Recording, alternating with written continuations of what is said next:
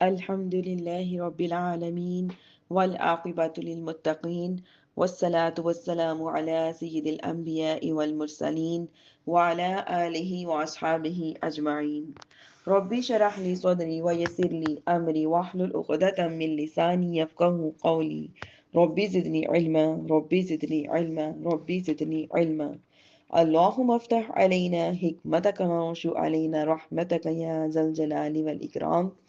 سبحانك لا علم لنا إلا ما علمتنا إنك أنت علیم حکیم. نہایت ہی قابل احترام میری پیاری اور دینی بہنوں، السلام علیکم ورحمۃ اللہ وبرکاتہ۔ اللہ تعالیٰ کی دیوی توفیق سے آج ہم سورۃ ہود سٹارٹ کریں گے اور انشاءاللہ تعالیٰ 12واں پارہ بھی مکمل پڑھیں گے۔ پڑھنے سے پہلے اپنی نیتوں کو درست کر لیتے ہیں کہ انشاءاللہ خالص اللہ تعالیٰ کی رضا کے لیے پڑھ رہے ہیں، پڑھا رہے ہیں، اور جو بھی سنیں گے انشاءاللہ اس پر پوری عمل کی کوشش کریں گے۔ سورۃ الہود، پہلے اس کا تعارف پڑھ لیتے ہیں۔ اس کا مقام نزول یہ ہے کہ حضرت عبداللہ بن عباس، حضرت حسن اور حضرت اکرمہ رضی اللہ تعالی عنہم اور دیگر مفسرین فرماتے ہیں کہ سورۃ ہود مکہ مکرمہ میں نازل ہوئی ہے۔ عبداللہ بن عباس رضی اللہ تعالی عنہما سے ایک روایت یہ بھی مروی ہے کہ یہ آیت واقیم الصلاۃ طرفی النہار کے سوا باقی تمام سورت مکی ہے۔ مقاتل نے کہا ہے کہ یہ والی آیت فَلَعَلَّكَ تَارِكٌ اور اولئک یؤمنون بہ وَإِنَّ الْحَسَنَاتِ یُذْهِبْنَ السَّیِّئَاتِ کے علاوہ پوری سورت مکی ہے۔ اس سورت میں 10 رکوع اور 123 آیات ہیں۔ اس سورت کی آیت نمبر 50 سے 60 میں اللہ تعالیٰ کے نبی حضرت ہود علیہ السلام اور اس کی قوم عاد کا واقعہ بیان کیا گیا ہے۔ اس واقعے کی مناسبت سے اس سورت کا نام سورت ہود رکھا گیا ہے۔ سورت ہود میں ہم جو مضامین پڑھیں گے ان میں سے درج ذیل یہ ہے کہ قرآن کریم کے اللہ تعالیٰ کی طرف سے نازل ہونے کی دلیل کے ساتھ ثابت کیا گیا، مصیبت اور آسانی میں کا مومن اور کافر کی فطرت کا موازنہ کیا گیا ہے کہ مصیبت کے وقت مومن کیا کرتا ہے اور آسانی کے وقت کیا کرتا ہے، اور کافر کیا کرتا ہے اور مصیبت کے وقت کیا کرتا ہے، اور جب مصیبت دور ہو جاتی ہے پھر کیا کرتا ہے۔ ہر انسان کی فطرت مختلف ہے، حتیٰ کہ دین قبول کرنے میں بھی ہر ایک کی فطرت جو ہے وہ جدا جدا ہے۔ دین میں استقامت کا حکم دیا گیا ہے اور یہ بھی بتایا گیا ہے کہ سرکشی بربادی کا راستہ ہے اور کفر اور شرک کے طرف میلان جہنم کے عذاب کا سبب ہے۔ نماز کا اس کے اوقات میں قائم کرنے اور نیک اعمال پر صبر کرنے کا بھی حکم دیا گیا ہے۔ اس کے علاوہ اور بھی بہت سے احکامات سورۃ ہود میں انشاءاللہ ہم پڑھیں گے۔ اعوذ باللہ من الشیطان الرجیم، بسم اللہ الرحمن الرحیم۔ الف لام را تلک کتاب احکمت آیاتہ ثم فصلت من لدن حکیم خبیر۔ فرماتے ہیں اللہ کے نام سے شروع جو نہایت مہربان رحم فرمانے والا ہے۔ آیت نمبر 1 کا ترجمہ اور مفہوم دیکھیے۔ یہ ایک کتاب ہے جس کی آیتیں حکمت بھری ہیں، پھر تفصیل کی گئی ہے حکمت والے خبردار کی طرف سے۔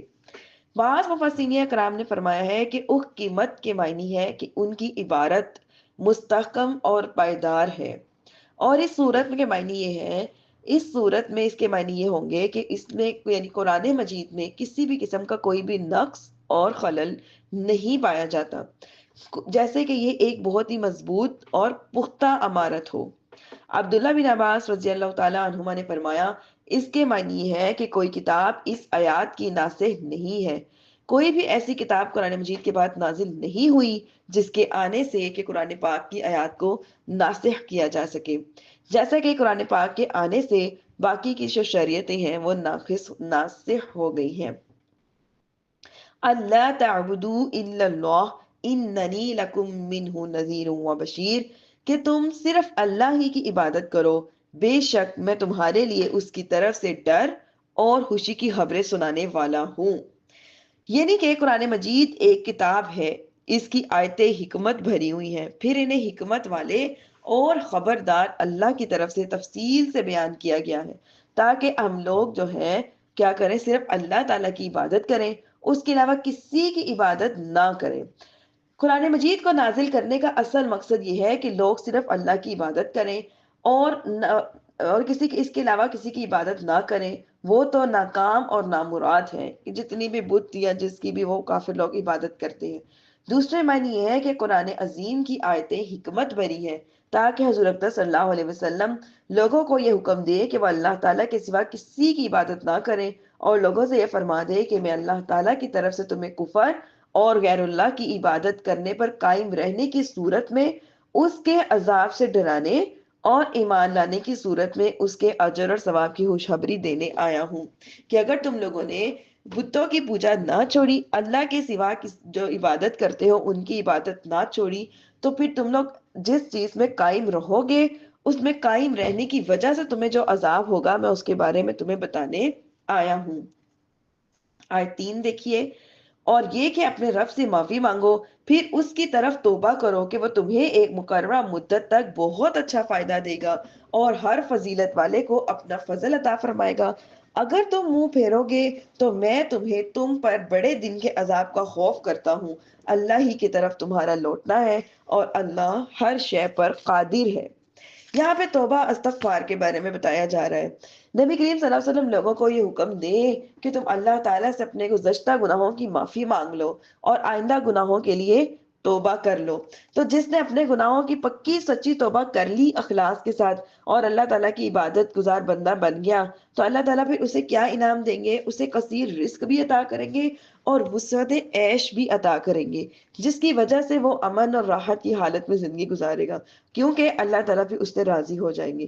جب اللہ کسی سے راضی ہو جاتے ہیں تو پھر اللہ تعالیٰ اپنا فضل اس پہ کرتے ہیں۔ اگر دنیا میں سے اسے مشقت کا سامنا کرنا بھی پڑا تو بھی اللہ تعالیٰ کی رضا حاصل ہونے کی وجہ سے اللہ تعالیٰ اس کے درجات کو بلند فرما دے گا، اور جو توبہ نہیں کرے گا پھر اس کا کیا حال ہوگا؟ کفر اور گناہوں پر قائم رہے گا تو وہ خوف اور مرض میں مبتلا رہے گا، پھر اللہ عز و جل کی ناراضگی کا بھی اس کو سامنا کرنا پڑے گا۔ اگرچہ دنیا کی لذتیں اس پر وسیع ترین کیوں نہ ہو جائے، لیکن اس میں جتنی مرضی عیش کر لے، لیکن اس عیش میں، اس وسعت میں اس کے لیے کوئی بھلائی نہیں ہے، کیونکہ اس کے بعد جہنم اس کا نصیب بن جائے گی۔ آگے توبہ اور استغفار میں کیا فرق ہے؟ کہ جو گناہ ہو چکے ہیں اس کی معافی مانگے اس کو استغفار کہتے ہیں۔ پچھلے گناہوں پر شرمندہ ہو کر آئندہ گناہ نہ کرنے کا عہد کر لینا اس کو توبہ کہتے ہیں۔ جو پہلے ہم نے گناہ کر لیے جتنے بھی، اس کے لیے تو ہم اللہ سے استغفار کرتے ہیں کہ پروردگار ہمیں معاف کر دے، لیکن سچی توبہ کسے کہتے ہیں؟ کہ آئندہ ان گناہوں کو ریپیٹ نہ کیا جائے۔ اس کا مطلب یہ ہے اگر وہ نہیں گناہ ریپیٹ کیے جائیں گے اٹ مینس کہ پکی سچی توبہ ہو گئی ہے، لیکن اس کے لیے ضروری ہے کہ وہ توبہ اور استغفار اخلاص کے ساتھ کی جائے، نہ کو دنیا کو دکھانے کے لیے۔ اگر وہ اخلاص کے ساتھ پکی سچی توبہ کرے گا تو اللہ تعالیٰ اس کی عمر میں بھی برکت دیں گے، رزق میں بھی وہ عطا فرمائیں گے۔ حضرت ابو عالیہ رحمۃ اللہ علیہ فرماتے ہیں کہ آیت کا معنی یہ ہے کہ جس کی دنیا میں نیکیاں زیادہ ہوں گی اس کی نیکیوں کا ثواب اور جنت میں درجات بھی زیادہ ہوں گے، کیونکہ اعمال کے مطابق جنت کے درجات ملیں گے۔ بعض مفسرین نے فرمایا ہے کہ اس آیت کے معنی ہے کہ جس نے اللہ تعالیٰ کے لیے عمل کیا ہو اور اللہ تعالیٰ آئندہ کے لیے بھی اسے نیک عمل اور اطاعت کی توفیق عطا فرمائے گا۔ دیکھیے، انسان ایک نیکی کرتا ہے، جب وہ نیکی کی اس کو توفیق مل جاتی ہے تو اگلی نیکی کرنا اس کے لیے آسان ہو جاتا ہے، کیونکہ اس نے جو نیکی کی ابتدا کی ہے وہ بہت ہی عمدہ چیز ہے۔ جیسے کہ فرائض کی ادائیگی کرتے رہیں گے تو انشاءاللہ تعالی نوافل کی توفیق بھی مل جائے گی۔ جیسے کہ اگر زبان سے ذکر کرتے رہیں گے مسلسل تو انشاءاللہ تعالی ایک نہ ایک دن دل سے بھی ذکر جو ہے وہ ہونا شروع ہو جائے گا۔ پھر ایسے بھی بہت سے واقعات دیکھے ہیں کہ جب زبان سے اللہ اللہ کا ذکر کرتے ہیں یا اللہ کا ذکر کرتے ہیں تو ان کے جب دل یعنی کہ کھولے جاتے ہیں تو پھر ان کے اوپر بھی اللہ عز و جل کا نام لکھا ہوتا ہے، کہ جب انسان زبان سے ذکر کرنا شروع کر دیتا ہے تو ایک نہ ایک دن پھر اس کے ذکر جو ہے وہ دل پہ اثر کر جاتے ہیں۔ ایسے ہی اگر ایک نماز قبول ہو گئی ہے اس کا مطلب یہ ہے کہ دوسری نماز کی توفیق مل گئی ہے، اگر دوسری قبول تو پھر تیسری کی مل گئی ہے۔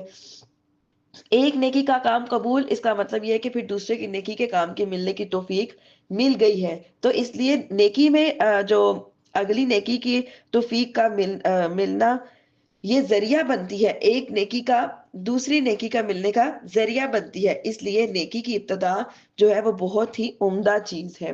ہمارے معاشرے میں بعض لوگ ایسے بھی ہیں جو جتنے مستحب چیزیں ہوتی ہیں اس پر بہت زیادہ عمل کرتے ہیں، لیکن جتنے فرائض پر عمل کرنا پڑ جائے وہ ان کو مشکل لگتا ہے۔ فرض کریں جیسے کہ کسی کی قضا نمازیں رہتی ہیں، وہ اپنی قضا نمازوں کو چھوڑ کر کیا کرتا ہے، نفل پر نفل پڑھی جا رہا ہے، پڑھی جا رہا ہے، 100 نفل ہو گئے، 200 ہو گئے، یعنی کہ ان لمیٹڈ، کوئی پتہ نہیں۔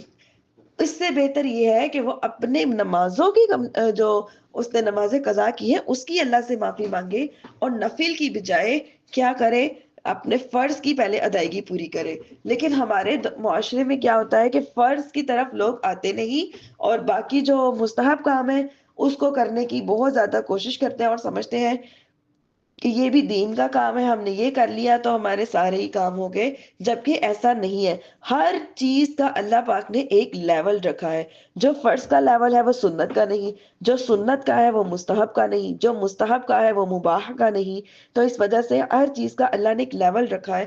تو اگر ہم لیول میں کو نیکیوں کو کرنے کے لیے جب لیول کو دیکھیں تو سب سے پہلے فرض کا انتخاب کریں۔ فرائض پورے ہوں گے، اللہ پاک سنتوں کی توفیق عطا کرے گا۔ سنتیں پوری ہوں گی تو اللہ تعالیٰ انشاءاللہ تعالیٰ نوافل کی توفیق عطا کرے گا۔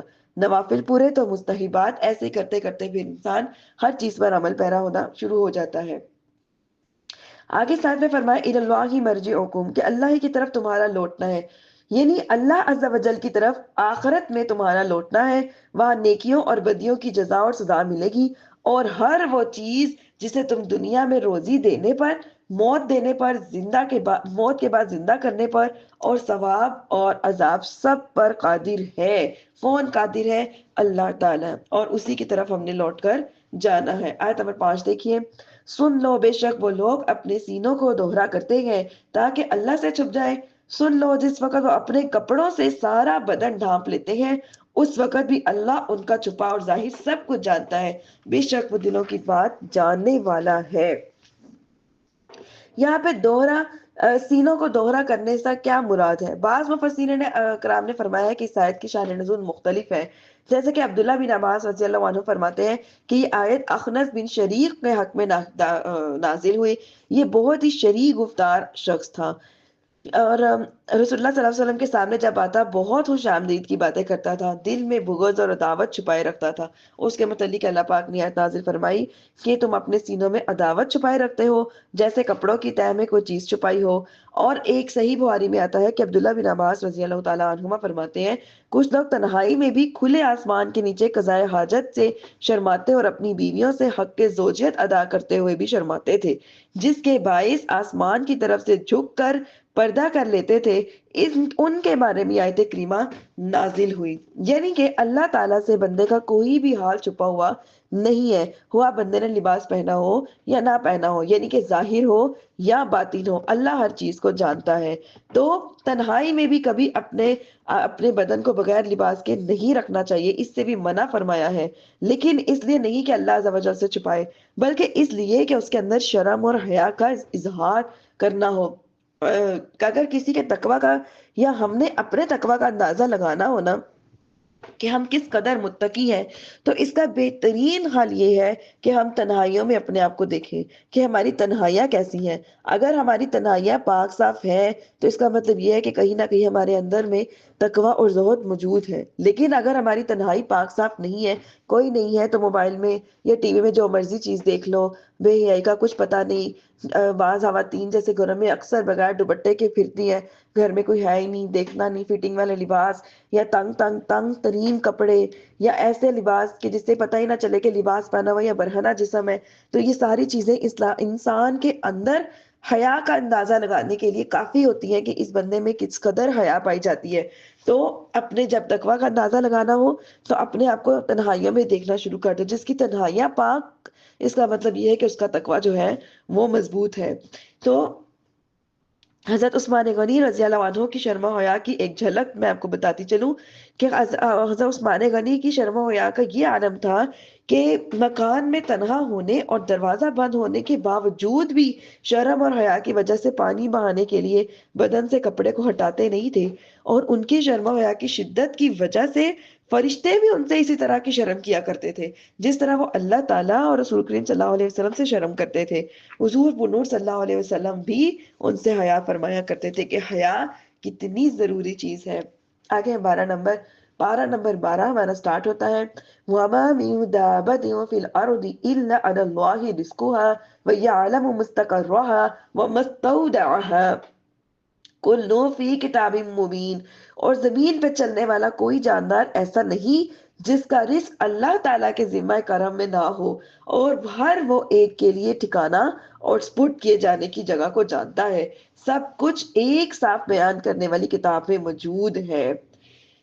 علامہ احمد صاوی رحمۃ اللہ فرماتے ہیں کہ اس آیت کا یہ مطلب نہیں ہے کہ جانوروں کو، جانداروں کو، جتنے بھی جاندار ہیں، جاندار میں سب آ جاتے ہیں، انسان بھی، جانور بھی، حشرات بھی، پودے بھی، ہر چیز آ جاتی ہے کہ جانداروں کو رزق دینا اللہ رب العزت پر واجب نہیں ہے، کیونکہ اللہ تعالیٰ اس سے پاک ہے، اور اس پر کوئی بھی چیز واجب کی جائے ایسا نہیں ہے، اللہ تعالیٰ پہ کوئی بھی چیز واجب نہیں ہے، بلکہ اس سے مراد یہ ہے کہ جانداروں کو رزق دینا، اس کی کفالت کرنا اللہ تعالیٰ نے اپنے ذمہ کرم پر لے لیا ہے، اور اللہ تعالیٰ نے اپنے ذمہ کرم پہ جو چیز لے لی ہو وہ اس کے خلاف نہیں کرتا۔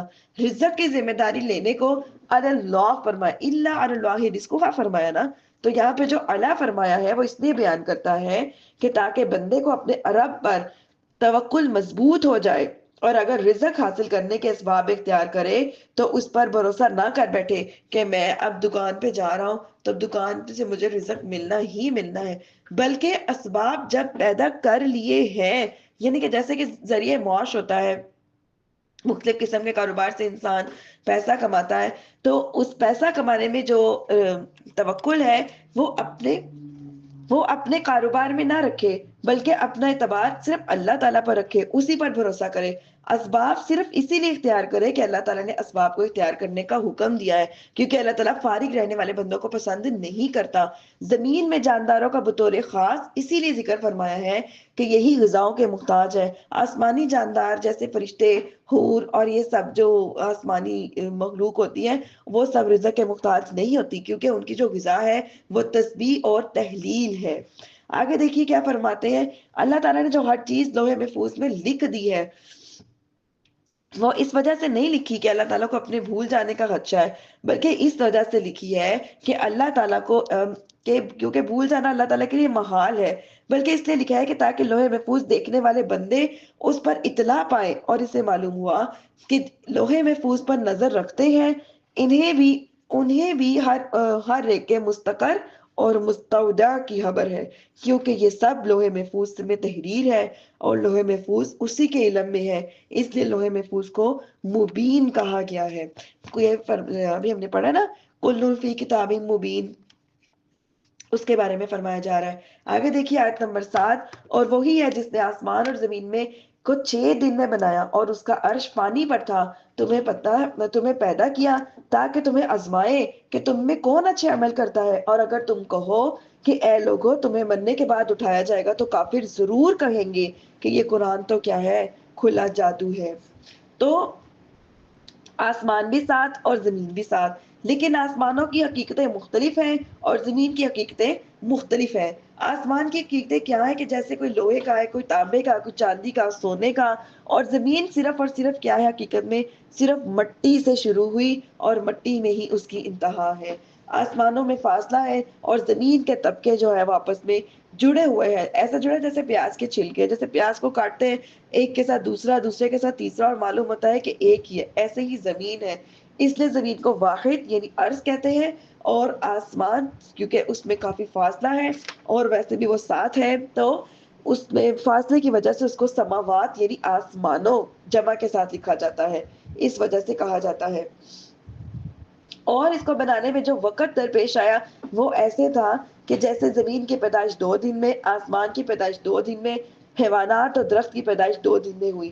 دن کا جو مراد لیا ہے یہاں پہ وہ صرف وقت مراد لیا ہے، کیونکہ اس وقت تو سورج ہے ہی نہیں تھا، دن وغیرہ تو ہوتے ہی نہیں تھے، لیکن جتنا وقت ان سب چیزوں کو بنانے میں لگا ہے وہ صرف اتنا لگا جتنے کہ 2 دن ہوتے ہیں، لیکن اللہ تعالیٰ تو ہر چیز پر قادر ہے، وہ صرف کن فرماتے ہیں اور ہو جاتا ہے۔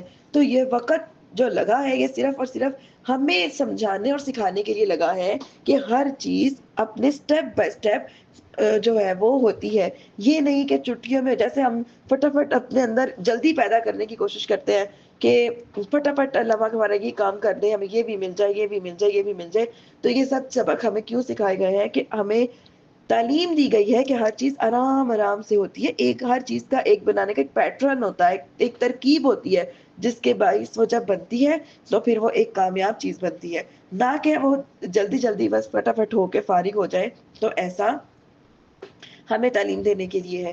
آگے دیکھیے آیت نمبر 8. اور اگر ان میں سے کچھ گنتی کی مدت تک کے لیے عذاب میں دیر کر دے تو ضرور کہیں گے کس چیز نے روکا ہوا ہے. خبردار جس دنوں عذاب ان پر آئے گا وہ ان سے پھیرا نہیں جائے گا، اور جس عذاب کا وہ مذاق اڑاتے تھے وہ ان کو گھیرے ہوئے ہوگا.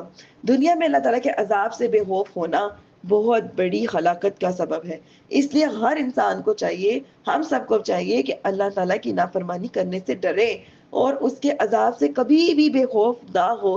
میں آپ کو بتاتی چلوں، اگر اللہ تعالیٰ ایک ادا سے راضی ہو جاتے ہیں تو اتنی نیکیاں کرنے کے بعد ایک مائنر سی ادا سے ناراض بھی ہو جاتے ہیں. تو اس وجہ سے اللہ تعالیٰ سے ہمیشہ ڈرنا چاہیے. حضرت ابو ہریرہ رضی اللہ عنہ سے روایت ہے کہ رسول اللہ صلی اللہ علیہ وسلم نے ارشاد فرمایا کہ اللہ تعالیٰ ارشاد فرماتے ہیں میری عزت کی قسم میں اپنے کسی بندے پر 2 خوف جمع نہیں کروں گا اور نہ 2 امن جمع کروں گا. اگر وہ دنیا میں مجھ سے ڈرے گا تو میں قیامت کے دن اسے امن دوں گا، اور اگر وہ دنیا میں مجھ میں امن میں رہے گا تو میں قیامت کے دن اسے خوف میں مبتلا کر دوں گا. کہ دنیا میں اللہ تعالیٰ سے ڈرنا کتنا ضروری ہے. اگر دنیا میں ہم اللہ تعالیٰ سے ڈریں گے تو یقیناً اللہ پاک قیامت میں ہمارے ساتھ امن والا معاملہ کریں گے. لیکن دنیا میں بے خوف ہو کے، نہ ڈر ہو کے، گناہ پہ گناہ، نافرمانیوں میں نافرمانیاں ہوتی چلی جا رہی ہیں، تو سوچے پھر قیامت میں کیا حال ہوگا. کیونکہ قیامت میں جو بھی اعمال کا درجہ ملے گا وہ ہمارے نیک ہو یا بد ہمارے اعمال کے مطابق ہی ملے گا. تو اس وجہ سے دنیا میں اللہ تعالیٰ سے ڈرنا بہت ضروری ہے. ہمارے جو اسلاف مبارک ہیں وہ اللہ تعالیٰ کی نافرمانی سے اتنے دور رہتے تھے اور ان کی اطاعت اور فرما برداری میں بہت زیادہ مصروف رہنے کے باوجود بھی اللہ تعالیٰ کی ناراضگی اور اس کے عذاب سے ڈرا کرتے تھے. ایک مرتبہ حضرت فصیل بن ایاز رضی اللہ عنہ فرماتے ہیں کہ مجھے مقربین پر اس لیے رشک نہیں آتا کہ یہ سب قیامت اور اس میں ہونے والی جتنی بھی ہولناک چیزیں اس کا مشاہدہ کریں گے، بلکہ مجھے اس لیے رشک آتا ہے کہ وہ پیدا ہی نہیں ہوئے، کیونکہ وہ قیامت کے احوال اور اس کی سختیاں ہی نہیں دیکھیں گے. اور حضرت سری سقطی رحمت اللہ علیہ فرماتے ہیں کہ میری خواہش ہے کہ میں بغداد کے علاوہ کسی اور جگہ انتقال کروں، کیونکہ مجھے ڈر ہے کہ اگر میری قبر نے مجھے قبول نہ کیا تو میں لوگوں کے سامنے رسوا نہ ہو جاؤں. کہ اتنے بڑے بڑے اسلاف ہو کے بھی اللہ تعالیٰ سے ان کے ڈر کا یہ مقام ہے، تو ہم اتنے گناہ گار سے، حقیر فقیر سے لوگ، ہمیں کس قدر اللہ تعالیٰ سے ڈرنا چاہیے. تو اللہ پاک ہمیں عذاب سے بے خوف ہونے سے بچائے اور ہمارے دلوں میں اللہ تعالیٰ اپنا ڈر پیدا کرے. وَلَكِنْ أَذَقْنَا الْإِنسَانَ مِنَّا رَحْمَةً ثُمَّ نَزَعْنَاهَا مِنْهُ إِنَّهُ لَيَئُوسٌ كَفُورٌ. اور اگر ہم انسان کو اپنی کسی رحمت کا مزہ دیں تو وہ رحمت اس نے چھین لے کہ اس بے شک وہ بڑا مایوس اور بڑا ناشکرا ہے. کون؟ انسان بہت ہی زیادہ مایوس بھی ہے اور بہت ہی زیادہ ناشکرا بھی ہے. یہاں پہ جو انسان کا ذکر کیا اس سے مراد کافر بھی اور مومن دونوں شامل ہیں، لیکن کہیں کہیں پہ آتا ہے کہ کافر مراد ہے.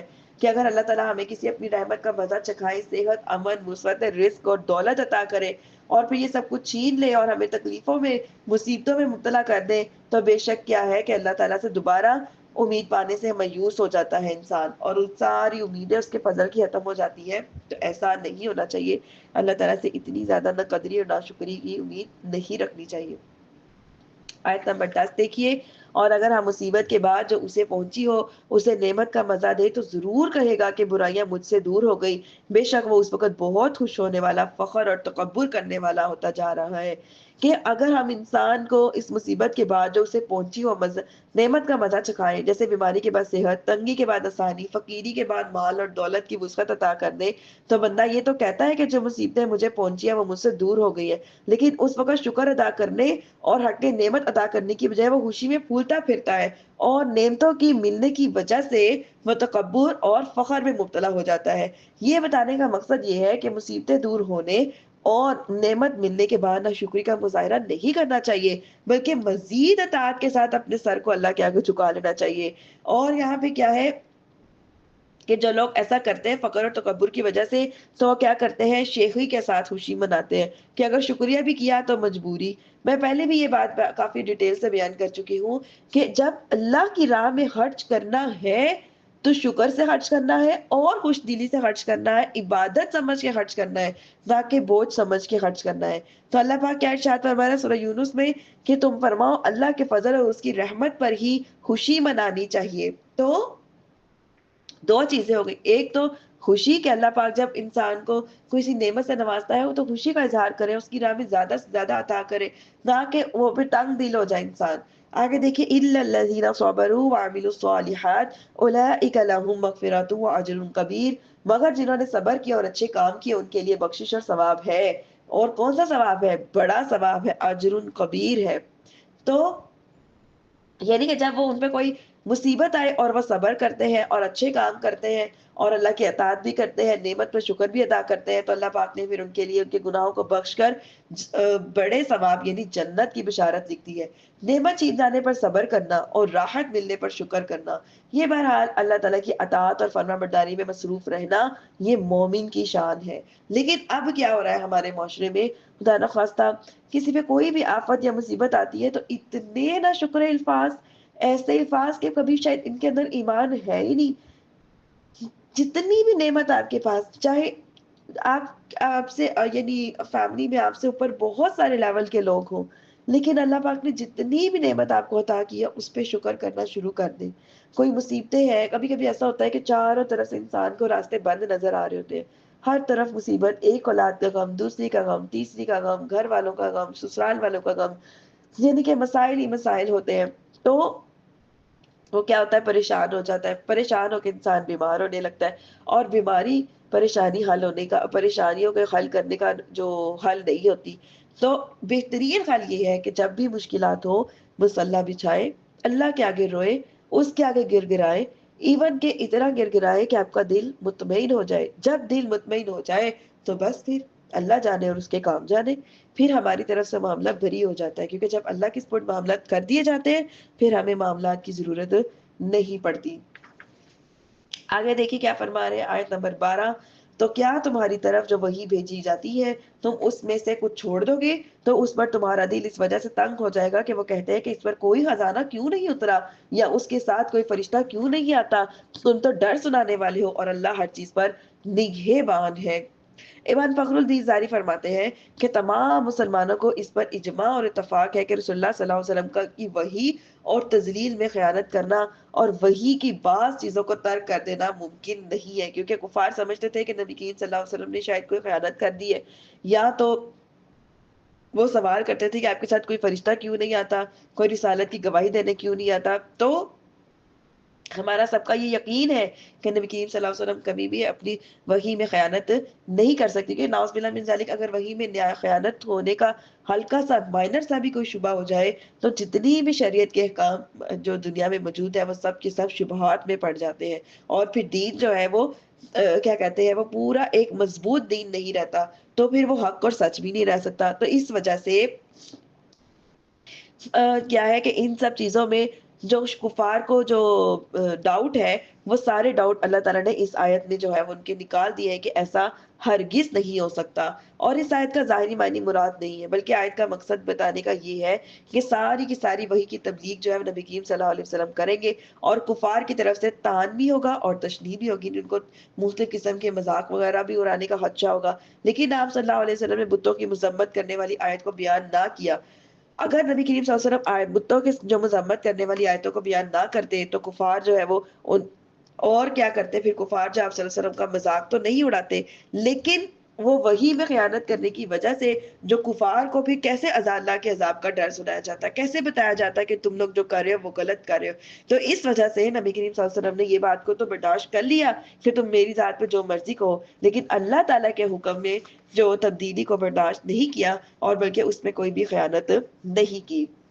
آیت 13، کیا یہ کہتے ہیں کہ قرآن نبی نے خود وحی بنا لیا ہے؟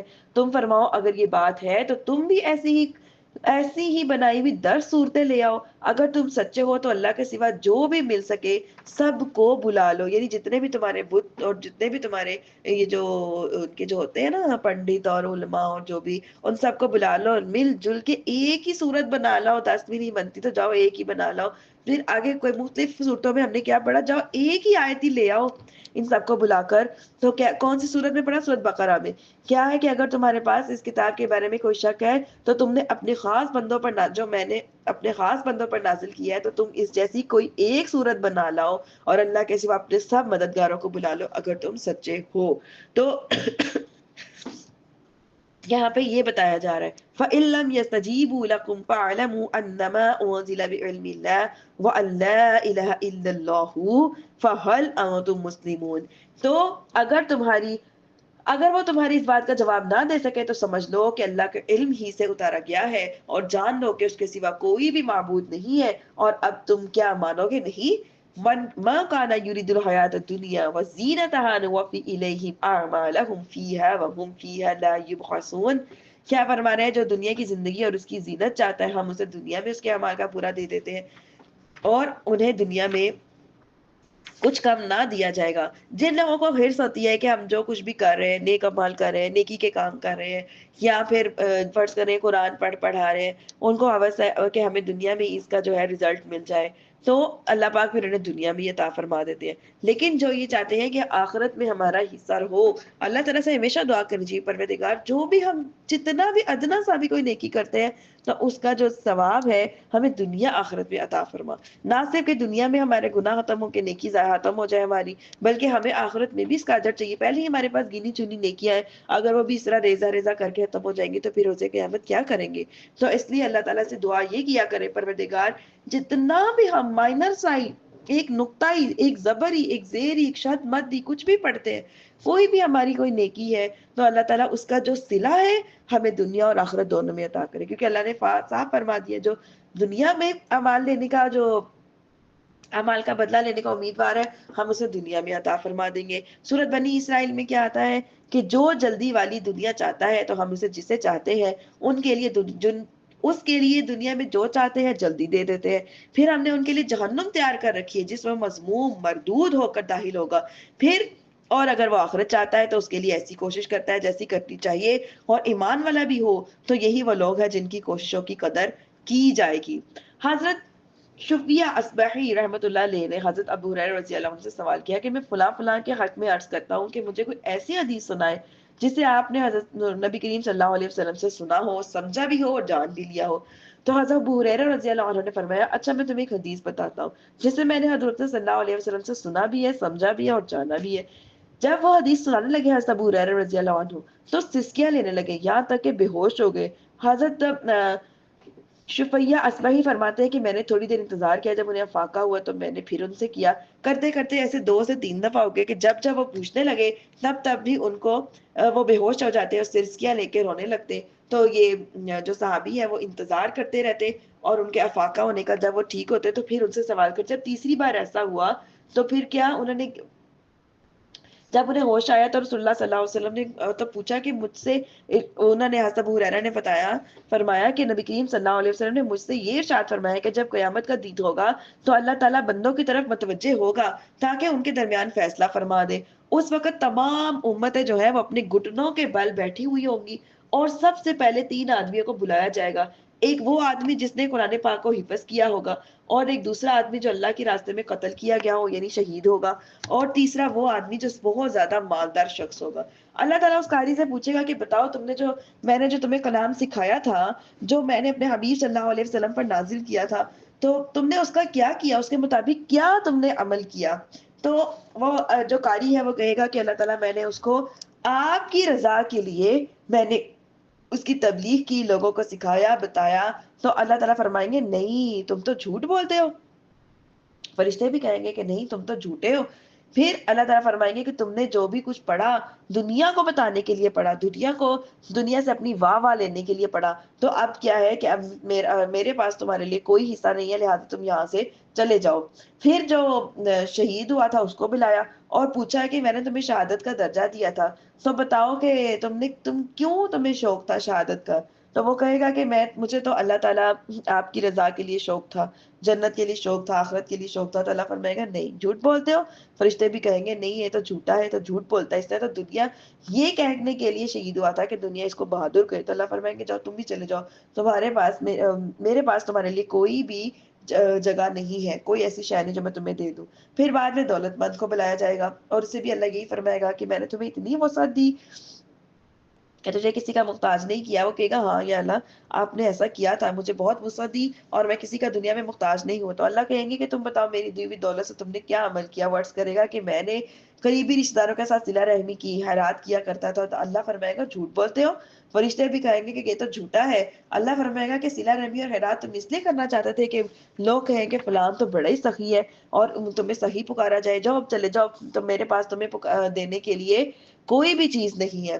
اس طرح کر کے اللہ پاک تینوں کو بلائیں گے اور تینوں کو ہی ان سب کے بارے میں بتائیں گے کہ تم نے ایسے ایسے کیا، تمہیں جو شوق تھا دنیا کے لیے تو اب تم میرے پاس سے چلے جاؤ، تمہارا میرے پاس تمہارے لیے کچھ بھی نہیں. تو ابو ہریرہ رضی اللہ عنہ فرماتے ہیں پھر رسول اللہ صلی اللہ علیہ وسلم نے میری زانوں پر اپنا دستے مبارک مارتے ہوئے فرمایا اے ابو ہریرہ، اللہ تعالیٰ کی مخلوق سے سب سے پہلے انہی تین آدمیوں کے ذریعے جہنم کو بھڑکایا جائے گا.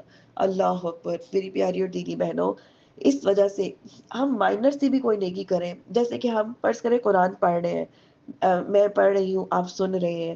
اب اب میں اپنی نیتوں کو پہلے خالص کروں کہ اللہ تعالیٰ میں فقط تیری رضا کے لیے پڑھ رہی ہوں، مجھے دنیا میں کوئی واہ واہ، کوئی شوق، کوئی عزت، کوئی لذت، اس طرح کا کوئی شوق نہیں کہ دنیا میری تعریف کرے.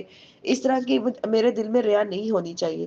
اور اب آپ اپنی نیتوں کی اصلاح کریں کہ یا اللہ پاک ہم اس قرآن کو سن رہے ہیں خالص تیری رضا کے لیے سن رہے ہیں، کہ ہم تیری رضا کے لیے اور اپنی اصلاح کے لیے، کہ ہمارے اندر دین آ جائے، ہم اپنی اندر کی برائیوں کو نیکیوں میں بدلنے والے بن جائے. اللہ تعالیٰ نے قرآن میں ہمیں کیا حکم دیا اس کے مطابق اپنی زندگیاں گزارنے والے بن جائے.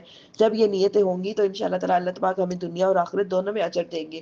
لیکن اگر یہ نیت ہوئی کہ ہماری اٹینڈنس لگے گی، ہمارا نام لکھا جائے گا، پتہ چلے گا ہم نے یہ سنا ہے، تو یہ پھر غلط ہو جائے گا. تو اس لیے اپنی نیتوں کی اصلاح، یہ ایک میں نے مثال دی ہے، تو اپنی نیتوں کی اصلاح بہت ضروری ہے. مائنر سے بھی نیکی کرو لیکن اللہ کی رضا کے لیے کرو. دنیا اگر واہ واہ کر بھی رہی ہے تو اپنے نفس کی فوراً نفی کر دو، تاکہ نفس میں کوئی مائنر سے بھی ایسی بات نہ آ جائے جو اللہ کی ناراضگی کا سبب بنے.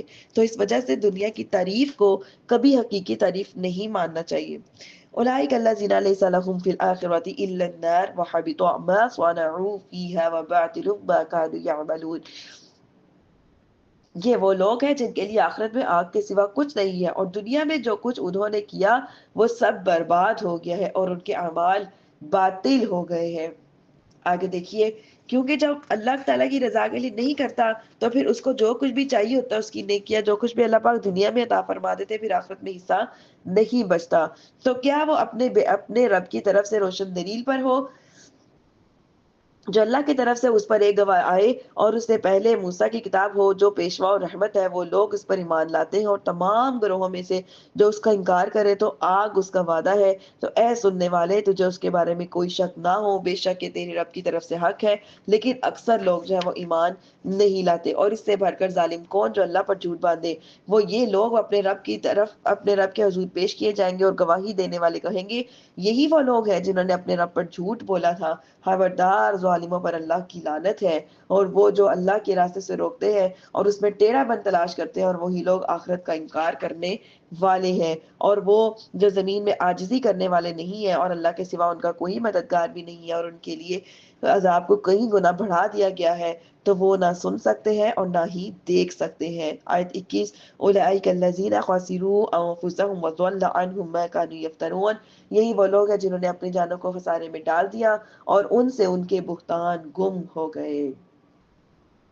یہ آیت کفار مکہ نے ان کے بارے میں نازل کہ کفار مکہ نے اللہ عز و جل کی عبادت کے بدلے بتوں کی عبادت کو اختیار کر لیا، اور یہ سب سے بڑا خسارہ تھا. یہ دین کو دنیا کے بدلے بیچ کر خسارے میں پڑ گئے، لیکن کیونکہ انہوں نے عزت والی چیز دے کر ذلت والی چیز کو اپنا لیا، اور یہ دنیا کا خسارہ ہے اور آخرت کا بھی خسارہ ہے، اور وہ ذلت والی چیز بھی ہلاک ہو جائے گی اور اس کا کوئی اثر باقی بھی نہیں رہے گا. لا جرم انہم فی الآخرۃ هم الاخسرون. یہ لوگ لازمی طور پر آخرت میں سب سے زیادہ نقصان اٹھانے والے ہوں گے. یعنی اپنی آخرت کی بھلائی اور بہتری کے مقابلے میں دنیا کی بھلائی اور بہتری کو ترجیح دینا انتہائی خسارے کی بات ہے کہ تب کی تب دیکھی جائے گی، اب تو اپنا کام کرے نا، اب تو معاملات دیکھے نا. ایسے نہیں ہوتا. موت کب آ جائے پتہ ہے؟ میرا وقت پہلے آتا ہے، کس کا وقت پہلے آتا ہے، اور وہ آنے سے پہلے خبر بھی نہیں دیتی. میں آنے والی ہوں، اللہ سے توبہ کر لو. کیا کبھی کسی کو آواز آئی؟ اتنے عزیز و قارب ہمارے اس دنیا سے گئے ہیں، کوئی خبر نہیں دیتی. موت اچانک آ جاتی ہے.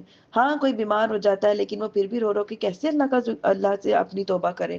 تو اس وجہ سے ہمیشہ اپنی زندگی دنیا کو بہتر بنانے کے مقابلے میں آخرت کو بہتر بنانے کی زیادہ کوشش کرنی چاہیے. حضرت ابو ہریرہ رضی اللہ عنہ سے روایت ہے، نبی کریم صلی اللہ علیہ وسلم نے ارشاد فرمایا، ان فتنوں کے واقعہ ہونے کے سے پہلے نیک عمال کر لو کہ اندھیری رات کی طرح چھا جائیں گے.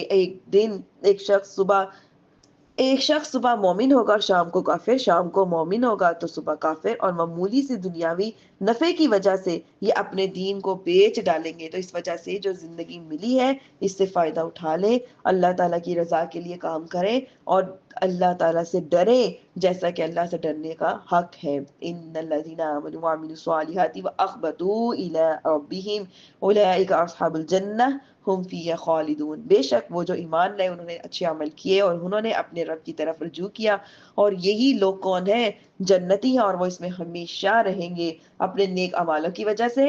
اور نیک عمل پہلے تو ایمان کی وجہ سے، پھر نیک عمل کی وجہ سے، اور بعد میں اس اللہ تعالیٰ سے ڈر کی وجہ سے کہ کہیں ہمارے اعمال میں کسی قسم کی کوئی کمی نہ رہ جائے، کوئی نقص واقعہ نہ ہو جائے. تو یہ تینوں صاف جس میں پائے جاتے ہیں وہ کیا ہے؟ جنتی بھی ہے. اور اس کی جنت کہاں ہے؟ وہ جنت جس میں وہ ہمیشہ رہے گا، اور اس کے نیچے کیا بہتی ہے؟ نہریں.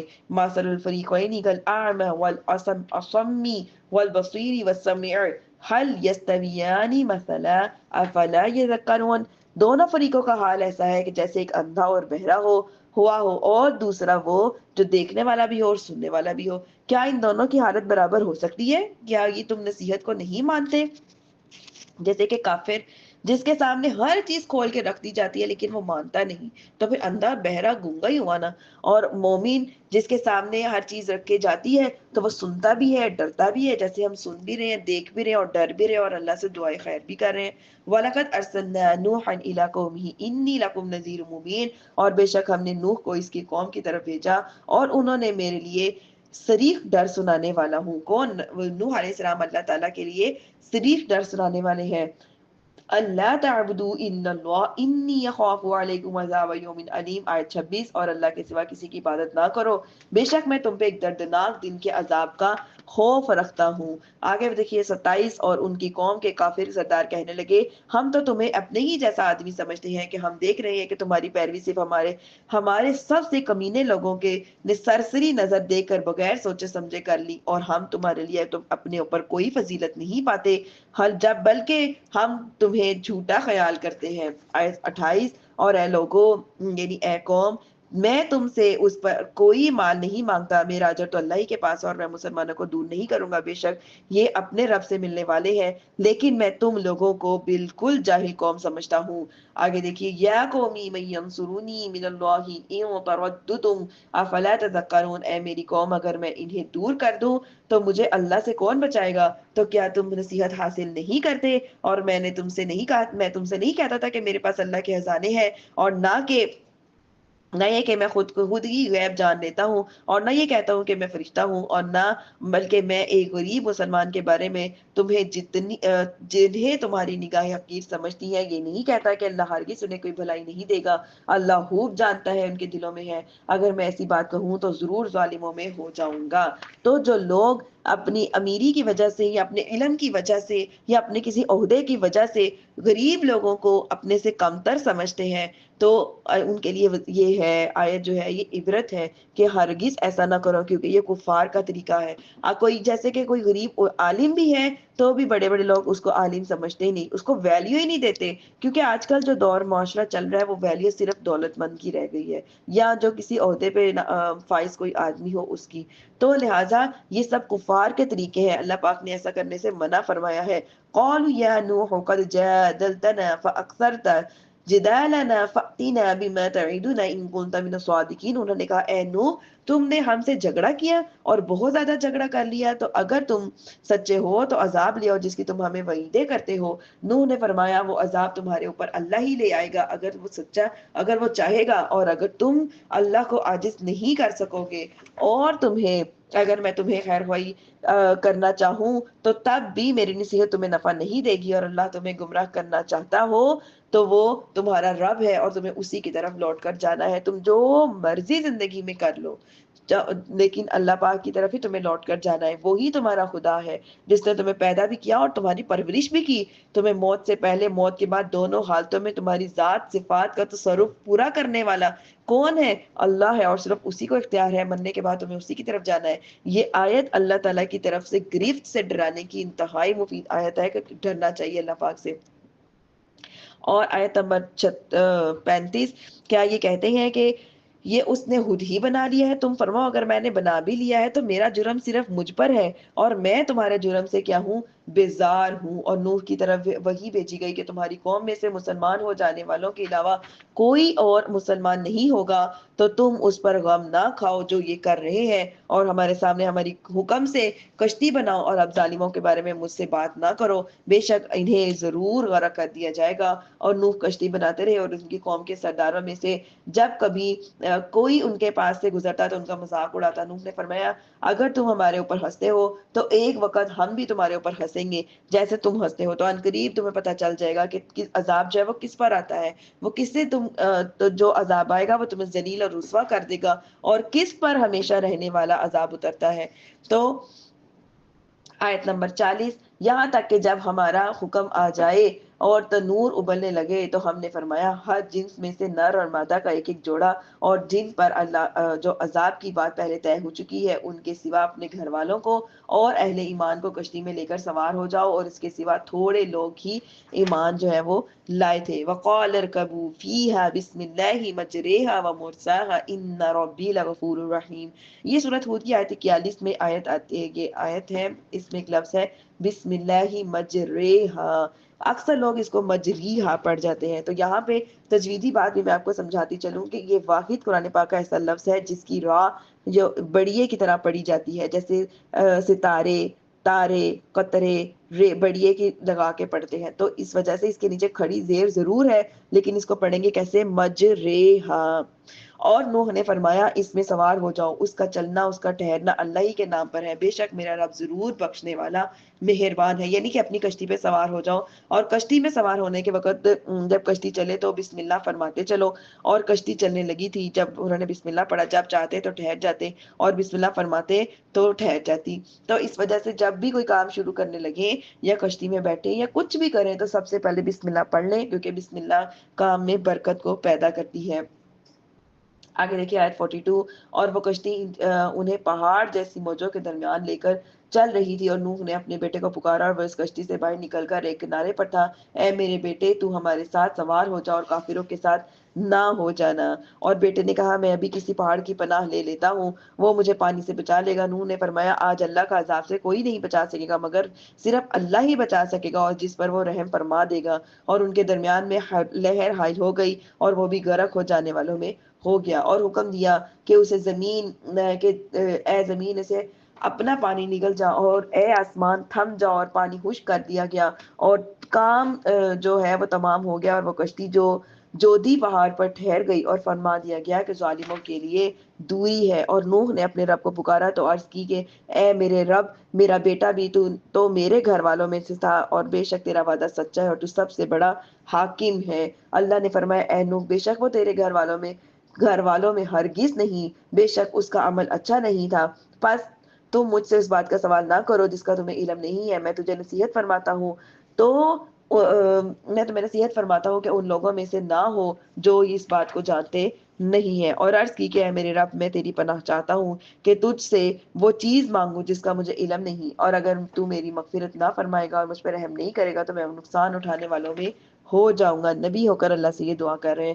فرمایا گیا کہ اے نبی، تیری ہماری طرف سے اس سلامتی اور ان برکتوں کے ساتھ کشتی سے اترو جو تم پر اور تمہارے ساتھیوں کی جماعت میں ہے، اور کچھ جماعتیں ایسی ہیں جنہیں ہم فائدہ دیں گے، پھر انہیں ہماری طرف سے دردناک عذاب پہنچے گا۔ یہ کچھ غیب کی خبریں ہیں جو ہم تمہیں تمہاری طرف وحی کرتے ہیں، اس سے پہلے نہ تم انہیں جانتے تھے اور نہ تمہاری قوم جانتی تھی، تو تم صبر کرو، بے شک اچھا انجام جو ہے وہ پرہیزگاروں کے لیے ہے۔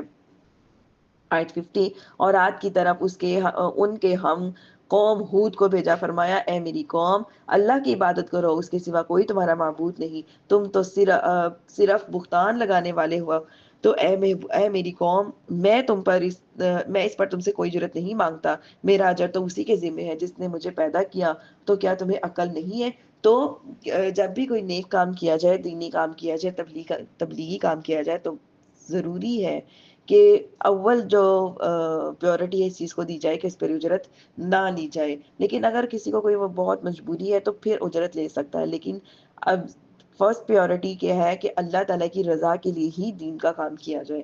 اور اے میری قوم، تم اپنے رب سے معافی مانگو، پھر اس کی بارگاہ میں توبہ کرو، تو تم پر موسلا دھار بارش بھیجے گا اور تمہاری قوت کے ساتھ مزید قوت زیادہ کرے گا، اور تم مجرم بن کر منہ نہ پھیرو گے۔ یعنی کہ یہاں پہ استغفار کے بارے میں بتایا جا رہا ہے کہ کیا کرو، اپنے رب سے معافی مانگ لو۔ امام حسن رحمت رضی اللہ عنہ ایک مرتبہ حضرت میر معاویہ رضی اللہ عنہ کے پاس تشریف لے گئے، تو حضرت میر معاویہ کے ان کے ایک ملازم نے کہا کہ میں مالدار آدمی ہوں مگر میرے ہاں کوئی اولاد نہیں ہے، مجھے کوئی ایسی چیز بتا دے جس سے اللہ تعالیٰ مجھے اولاد دے دے۔ آپ رضی اللہ عنہ نے فرمایا استغفار پڑھا کرو۔ اس نے استغفار کی کثرت کی، یہاں تک کہ اتنی کثرت کی کہ ہر روز 700 مرتبہ استغفار پڑھنے لگا۔ اس کی برکت سے اس شخص کے اللہ پاک نے اس کو 10 بیٹے عطا کیے۔ جب یہ بات امیر معاویہ رضی اللہ عنہ کو معلوم ہوئی تو انہوں نے کہا کہ اس شخص سے فرمایا کہ تو نے حضرت امام حسن رضی اللہ عنہ سے یہ کیوں نہ دریافت کیا کہ یہ عمل آپ رضی اللہ عنہ کو کہاں سے ملا ہے؟ دوسری مرتبہ جب اس شخص کو حضرت امام حسن رضی اللہ عنہ سے ملاقات کا شرف نصیب ہوا تو اس نے پوچھا کہ آپ کو یہ کس نے بتایا ہے؟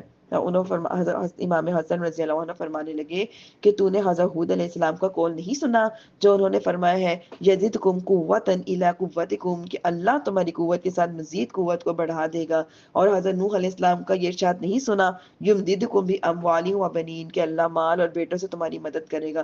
یعنی کثرت رزق اور حصول مال کے لیے استغفار کو بکثرت پڑھنا قرآنی عمل ہے۔ آیت 52، انہوں نے کہا کہ اے ہود، تم ہمارے پاس کوئی دلیل لے کر نہیں آئے، اور ہم صرف تمہارے کہنے سے اپنے خداؤں کو چھوڑنے والے نہیں ہیں، اور نہ ہی تمہاری بات پر یقین کرنے والے ہیں، تو ہم تو صرف یہ کہتے ہیں کہ ہمارے کسی معبود نے تم پر کوئی برائی پہنچا دی ہے۔ ہود نے فرمایا میں اللہ کو گواہ بناتا ہوں اور تم سب بھی گواہ ہو جاؤ کہ میں ان سب سے بیزار ہو گیا ہوں جنہیں تم اللہ کے سوا شریک ٹھہراتے ہو۔ تم سب مل کر میرے اوپر داؤ چلاؤ، پھر مجھے مہلت نہ دو۔ میں نے اللہ پر بھروسہ کر لیا ہے جو میرا اور تمہارا رب ہے۔ زمین پر چلنے والا کوئی جاندار ایسا نہیں جس کی پیشانی اس کے قبضہ قدرت میں نہ ہو، بے شک میرا اللہ جو ہے سیدھے راستے والوں کو ملتا ہے۔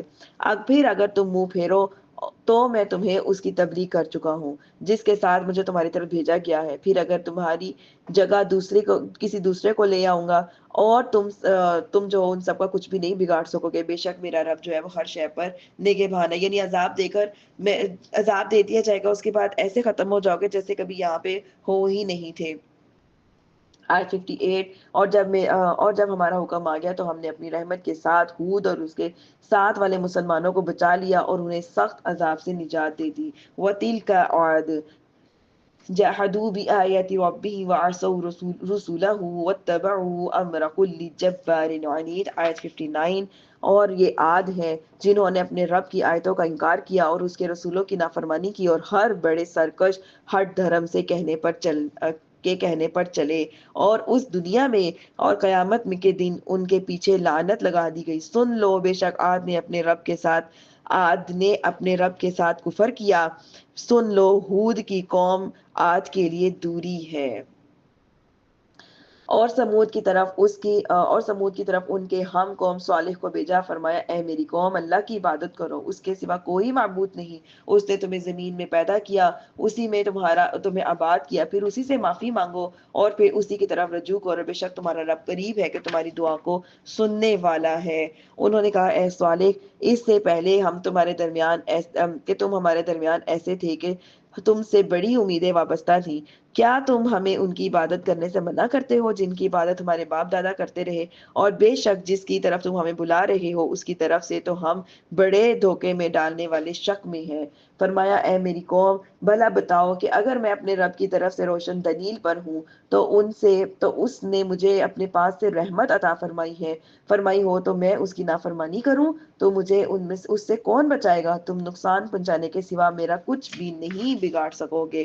اور اے میری قوم، یہ تمہارے لیے نشانی کے طور پر اللہ کی اونٹنی ہے، تو اسے چھوڑ دو تاکہ یہ اللہ کی زمین سے کھاتی رہے، اور اسے برائی کے ساتھ نہ ہاتھ لگانا، ورنہ قریب ہے کہ اللہ کا جو عذاب ہے وہ تمہیں پکڑ لے گا۔ فَعَقَرُوهَا فَقَالَ تَمَتَّعُوا فِي دَارِكُمْ ثَلَاثَةَ أَيَّامٍ ذَلِكَ وَعْدٌ غَيْرُ مَكْذُوبٍ، تو انہوں نے اس کے پاؤں کی پچھلی جانب کے اوپر والی ٹانگوں کی رگیں کاٹ دی۔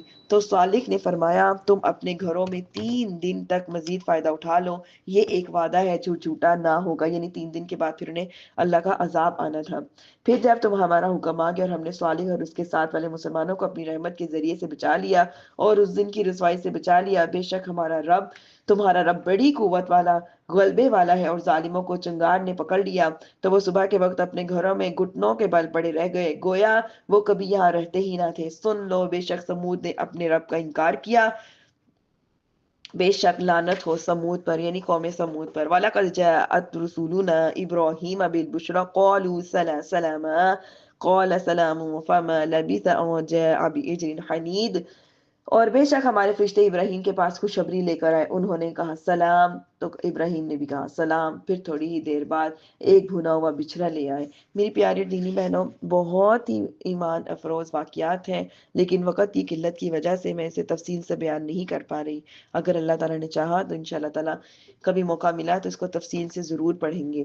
پھر جب دیکھا کہ آیت جو ہے 70، پھر جب دیکھا کہ ان فرشتوں کے ہاتھ کھانے کی طرف نہیں بڑھ رہے تو وہ ان سے وحشت ہوئی اور ان کی طرف سے خوف محسوس ہوا۔ انہوں نے کہا آپ نہ ڈریں، بے شک ہم قوم لوط کی طرف بھیجے گئے ہیں، یعنی کہ وہ فرشتے تھے جو مہمان بن کر آئے تھے، اور ان کی بیوی وہاں کھڑی تھی تو وہ ہنسنے لگی، اور ہم نے اسے اسحاق کی اور اسحاق کے پیچھے یعقوب کی خوشخبری دی۔ کہا کہ ہائے تعجب، کیا میرے ہاں بیٹا پیدا ہوگا؟ حالانکہ میں تو بوڑھی ہو گئی ہوں اور میرے شوہر بھی بہت زیادہ عمر کے ہیں، بے شک یہ بڑی عجیب بات ہے۔ تو جب خوشخبری دی انہوں نے نہ صرف بیٹے کی بلکہ آگے ان کی آل اولاد کی دی کہ بیٹے کا بھی بیٹا، یعنی پوتے کی بھی خوشخبری سنا دی۔ اور اس وقت ان کی عمر کیا تھی؟ حضرت سارہ کی عمر 90 سال تھی اور حضرت ابراہیم علیہ السلام کی عمر 120 سال کی تھی۔ آگے دیکھیے آیت 73، فرشتوں نے کہا کہ کیا تم اللہ کے کام میں تعجب کرتی ہو؟ اے گھر والو، تم پر اللہ کی رحمت اور اس کی برکتیں ہوں، بے شک وہی سب خوبیوں والا، عزت والا ہے۔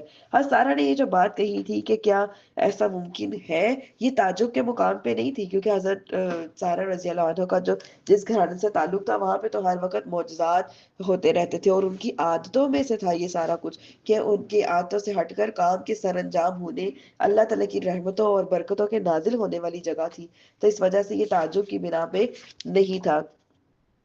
آیت 74، پھر جب ابراہیم سے خوف زائل ہو گیا، اس کے پاس خوشخبری آ گئی تو ہم سے قوم لوط کے بارے میں جھگڑنے لگے، یعنی کہ پوچھنے لگے کہ کیا معاملہ ان کے ساتھ ہوا، کیونکہ ابراہیم علیہ السلام کی کوشش تھی کہ ابھی تھوڑا وقت اور مل جاتا تو شاید ان کی جو قوم ہے وہ جو ہے فرما بردار ہو جاتی، لیکن جب اللہ کا حکم آ گیا تو پھر اس میں تاخیر نہیں ہو سکتی۔ ان ابراہیم لحلیم اوواہ منیب، بے شک ابراہیم بڑے تحمل والا، بڑی آنکھیں بھرنے والا، رجوع کرنے والا ہے۔ یعنی کہ ابراہیم علیہ السلام کی یہاں پہ صفات بیان ہو رہی ہیں کہ جب انہیں معلوم ہوا کہ قوم لوط کی حضرت لوط علیہ السلام کی قوم کو ہلاک کرنے کے لیے فرشتے آئے ہیں تو انہیں بہت زیادہ دکھ ہوا اور اللہ تعالیٰ سے بہت زیادہ ڈرنے لگے۔ اس لیے اللہ تعالیٰ نے ان کی صفات یہاں پہ بیان کی ہے کہ ابراہیم علیہ السلام بہت حلیم، یعنی بڑے تحمل والے، اواہون یعنی بہت زیادہ ڈرنے والے، اور ان کے سامنے بہت آزاری کرنے والے ہیں. اور حضرت ابراہیم علیہ السلام کی صفت میں منیب اس لیے فرمایا گیا کہ جو شخص دوسروں پر اللہ تعالیٰ کے عذاب کی بنا پر اللہ تعالیٰ سے ڈرتا ہے اور وہ اس کی طرف رجوع کرتا ہے تو اپنے معاملے میں اللہ تعالیٰ سے کس قدر ڈرتا ہوگا. دوسروں کے معاملے میں جب وہ اتنا ڈرتے تھے تو اپنے معاملے میں ان کا ڈر کا کیا حال ہوگا. تو یہ حضرت ابراہیم علیہ السلام کی صفات تھی جو اللہ پاک نے، کتنی ہی خوبصورت صفات تھی جو اللہ پاک نے قرآن پاک میں بیان فرمائی ہے. یا ابراہیم اعرض عن هذا انه قد جاء امر ربک وانهم آتیہم عذاب غیر مردود. اور ہم نے فرمایا اے ابراہیم اس بات سے کنارہ کشی کر لیجئے، بے شک تیری رب کا حکم آ چکا ہے اور بے شک ان پر ایسا عذاب آنے والا ہے جو پھیرا نہیں جائے گا. یہاں پہ جو عذاب آ گیا ہے پھیرا نہیں جائے گا کیونکہ ان کا عذاب جو لکھا جا چکا ہے. تو تقدیر کی یہاں پہ بات ہو رہی ہے. تقدیر کے بارے میں آپ کو بتاتی چلوں کہ تقدیر جو اس کی 3 قسمیں ہوتی ہیں. ایک ہے مبرم حقیقی، یعنی کہ اللہ تعالیٰ کے علم میں کسی شے کو کسی بھی شے پر معلق نہیں. ایک ہے معلق محض کہ فرشتوں کے صحیفوں میں کسی چیز پر اس کا معلق ہونا ظاہر فرما دیا ہو کہ یہ ہونی ہی. معلق کہتے ہیں لٹکی ہوئی چیز. ایک تو مبارہ میں حقیقی ہے کہ جو لکھی گئی ہے، اللہ تعالیٰ نے فرما دیا یہ ہونی ہے تو ہونی ہے، ہر یعنی ہر 100% اس نے ہونا ہی ہونا ہے. ایک ہے معلق محض کہ فرشتوں نے جو ان کے صحیفوں پر کسی چیز پہ جو فرشتوں کے جو صحیفے ہیں اس پہ کوئی چیز لکھی گئی ہے وہ اس اللہ تعالیٰ نے معلق فرما دی ہے کہ دیکھو کہ انسان دعا کرتا ہے یا نہیں، یہ ہوتی ہے یا نہیں، تو اس لیے معلق کر دی گئی ہے. تیسری ہے معلق شبہ بمبرم کہ فرشتوں کے صحیفوں میں ان کا معلق ہونا مذکور ہی نہیں، وہ صرف اللہ تعالیٰ کے علم میں ہے کہ کس چیز پر معلق ہے. تو ان کا حکم یہ ہے کہ وہ تقدیر جو مبرم حقیقی ہے کہ اس کی تبدیلی بالکل ناممکن ہے. تو اگر اتفاقی طور پر اکابرین اور محبوبان خدا جو اس کے بارے میں کچھ عرض کرتے ہیں، جو انہیں اس خیال سے واپس فرما دیا جاتا ہے کہ وہ تقدیر جس کا معلق ہونا ظاہر ہے اس وقت تک اکثر اولیاء کی رسائی ہوتی ہے، اور یہ ان کی دعا سے کہ ان کی ہمت سے بعض چیزیں جیسے ٹل بھی جاتی ہیں. جیسے دعا سے جیسے کہ کوئی انسان بیمار ہے اس کے لیے دعا کی جاتی ہے، اللہ پاک اس کو شفا عطا فرما دیتے ہیں. جیسے کہ کوئی مصیبت میں ہے دعا کی جاتی ہے، اللہ پاک مصیبت دور کر دیتا ہے. تو یہ کچھ چیزیں ایسی ہوتی ہیں جو دعا کی وجہ سے معلق کر دی جاتی ہیں کہ اللہ پاک نے لکھ دیا ہوتا ہے کہ اگر یہ دعا کرے گا تو اس کا یہ کام ایسے کر دیا جائے گا، اور وہ آدمی اسی طرح سے دعا کرتا ہے تو اللہ پاک پھر اس کی غیبی مدد بھی فرما دیتے ہیں. تو آیت نمبر 77 دیکھیے. تو جب لوط کے پاس ہمارے فرشتے آئے اور ان کی وجہ سے لوط غمگین ہوا اور اس کے سبب اس کا جو دل تنگ ہوا اور کہنے لگا یہ بڑا سخت دن ہے. آگے دیکھیے آیت 78. اور ان کے پاس ان کی قوم دوڑتی ہوئی آئی کہ وہ لوگ پہلے ہی سے برے کاموں کے عادی تھے. لوط نے کہا اے میری قوم، یہ میری قوم کی بیٹیاں ہیں، یہ تمہارے لیے پاکیزہ ہیں، تو اللہ سے ڈرو اور مجھے میرے مہمان میں رسوا نہ کرو. کیا تم میں کوئی ایک آدمی بھی بن کر نیک آدمی بن کوئی بھی تم میں کوئی ایک آدمی بھی نہیں ہے کوئی نیک آدمی ہو. کیونکہ جب ان کے پاس مہمان آئے تھے یعنی فرشتے تھے، وہ خوبصورت لڑکوں کی شکل میں آئے تھے، خوبصورت بیٹیوں کی شکل میں آئے تھے. اور جب انہوں نے دیکھا کہ میرے پاس کہ جب ان کی قوم نے دیکھا کہ ان کے پاس تو خوبصورت لڑکے آئے ہیں تو وہ ان کی کوشش تھی کہ ہم لوگ بھی ان لڑکوں کو اپنی طرف مائل کر لیں. کیونکہ قوم لوط کیا کرتی تھی، وہ لواطت یعنی کہ لڑکے لڑکوں کے ساتھ ازواجی فعل کرتے تھے، جس کی وجہ سے اللہ پاک نے انہیں یہ عذاب میں مبتلا کیا. اور وہ اپنی قوم سے فرما رہے ہیں کہ کیا آپ لوگ میرے مہمانوں کے سامنے مجھے رسوا کرو گے؟ آپ میں سے کوئی بھی نیک کردار والا آدمی نہیں ہے. آگے 79 دیکھیے. انہوں نے کہا تمہیں معلوم ہے کہ تمہاری قوم کی بیٹیوں میں میرے لیے کوئی حاجت نہیں، اور تم ضرور جانتے ہو جو ہم نہیں جانتے. کیونکہ وہ کہتے تھے کہ اپنی بیویوں کے پاس جاؤ، تو کہتے تھے کہ ان کی بیویاں اپنی بیویوں کے پاس جاؤ، وہ ہر وقت تیار رہا کرتی تھی. لیکن ان کی قوم کے لڑکے زیادہ خوبصورت تھے، لڑکیاں جو اتنی خوبصورت نہیں تھی. تو جب انہیں کہتے تھے اپنی بیویوں کے پاس جاؤ تو وہ کہتے تھے کہ ہمیں آپ کی قوم کی بیٹیوں سے کوئی لینا دینا نہیں ہے. اپنی بیویوں کی طرف وہ اتنی زیادہ رغبت نہیں کیا کرتے تھے. تو لوط نے کہا کہ اے کاش تمہارے مد مقابل میرے پاس کوئی قوت ہوتی یا میں کسی مضبوط سہارے کی پناہ لے سکتا. فرشتوں نے عرض کیا اے لوط، ہم تمہارے رب کے بھیجے ہوئے ہیں، یہ لوگ آپ کو ہرگز نقصان نہیں پہنچا سکیں گے. تو آپ اپنے گھر والوں کو راتوں رات لے جائیں اور اور تم میں کوئی بھی پیٹھ یعنی کہ پیچھے مڑ کر نہ دیکھے سوائے تمہاری بیوی کے، بے شک اسے بھی وہی عذاب پہنچ رہا ہے جو کہ کافروں کو پہنچ رہا ہے، بے شک اس کا وعدہ صبح کے وقت کا تھا، اور کیا صبح قریب نہیں، کیونکہ ان کی کوشش تھی کہ فوراً فوراً ہو جائے، لیکن فرشتوں نے کہا کہ ابھی صبح قریب ہی ہے، آپ فکر نہ کریں، وقت جو ہے وہ تیزی سے گزر جائے گا۔ پھر جب ہمارا حکم آیا اور ہم نے اس بستی کے اوپر کے حصے کو، اس کا نچلا حصہ جو ہے اس کا حصہ نیچے کا حصہ کر دیا اور اس پر لگاتار کنکر برسائے، یعنی کہ پتھر برسائے گئے، تو حضرت جبرائیل علیہ السلام نے کیا کیا کہ پوری زمین کو ایسے اپنے بازو سے اٹھا لیا، ایون کہ اتنی آرام سے زمین کو اٹھایا کہ کوئی پانی کا قطرہ بھی ہل کے نیچے نہیں گرا۔ جب ان کو، کیونکہ جو لوگ سوئے تھے وہ سوئے رہ گئے، جو جس جس کام میں مشغول تھے اس کام میں رہ گئے، پھر جب ان کو اوپر اٹھایا گیا تو پھر اوپر سے ان کو پلٹ دیا گیا، نیچے کی طرف پھینک دیا گیا، اور ان پر پتھر جو تھے وہ بھی برسائے گئے، یہ بھی ان پر عذاب تھا۔ آیت 83، اور جس پر تیرے رب کی طرف سے نشان لگے ہوئے تھے اور وہ پتھر ظالموں سے کچھ دور نہیں تھے، یہ بدفعلی کی وجہ سے تھا، اور لواطت جو ہے وہ گناہ کبیرہ ہے، اللہ تعالیٰ نے اسے حرام قرار دیا ہے، جو شخص ایسا کرے گا اس پر وہ لعنت کا مستحق ہوگا، اور وہ روز قیامت اللہ تعالیٰ اس کو اپنی رحمت سے بھی محروم فرما دیں گے۔ تو اللہ پاک جو ہے قرآن مجید میں کیا ارشاد فرما رہے ہیں کہ کیا تم لوگوں میں سے مردوں کے سے بدفعلی کرتے ہو اور اپنی بیویوں کو چھوڑتے ہو، اور تمہارے لیے تمہارے رب نے بنائی ہے، بلکہ تم لوگ حد سے بڑھنے والے ہو۔ یہ سورہ شعراء میں انشاءاللہ تعالی ہم پڑھیں گے۔ حضرت عبداللہ بن عباس سے روایت ہے کہ رسول اللہ صلی اللہ علیہ وسلم نے ارشاد فرمایا کہ 3 مرتبہ اس طرح ارشاد فرمایا کہ اللہ تعالیٰ اس پر لعنت فرمائے جس نے قوم لوط جیسا عمل کیا، اللہ اس پر لعنت فرمائے جس نے قوم لوط جیسا عمل کیا، اللہ اس پر لعنت فرمائے جس نے قوم لوط جیسا عمل کیا۔ تو ہمارے معاشرے میں اب بہت سے لوگ اس طرح کی بدفعلی کرنے لگ گئے ہیں، اللہ تعالیٰ ان کو ہدایت دے، محفوظ رکھے اللہ تعالیٰ۔ آیت نمبر 84، اور مدین کی طرف ان کے ہم قوم شعیب کو بھیجا، انہوں نے کہا کہ اے میری قوم، اللہ کی عبادت کرو، اس کے سوا کوئی تمہارا معبود نہیں، ناپ تول میں کمی نہ کرو، بے شک میں تمہیں خوشحال دیکھ رہا ہوں، اور بے شک مجھے تم پر گھیر لینے والے دن کے عذاب کا ڈر ہے۔ اب لوط علیہ السلام کے بعد جو ذکر ہو رہا ہے وہ شعیب علیہ السلام کی قوم کا ذکر ہو رہا ہے۔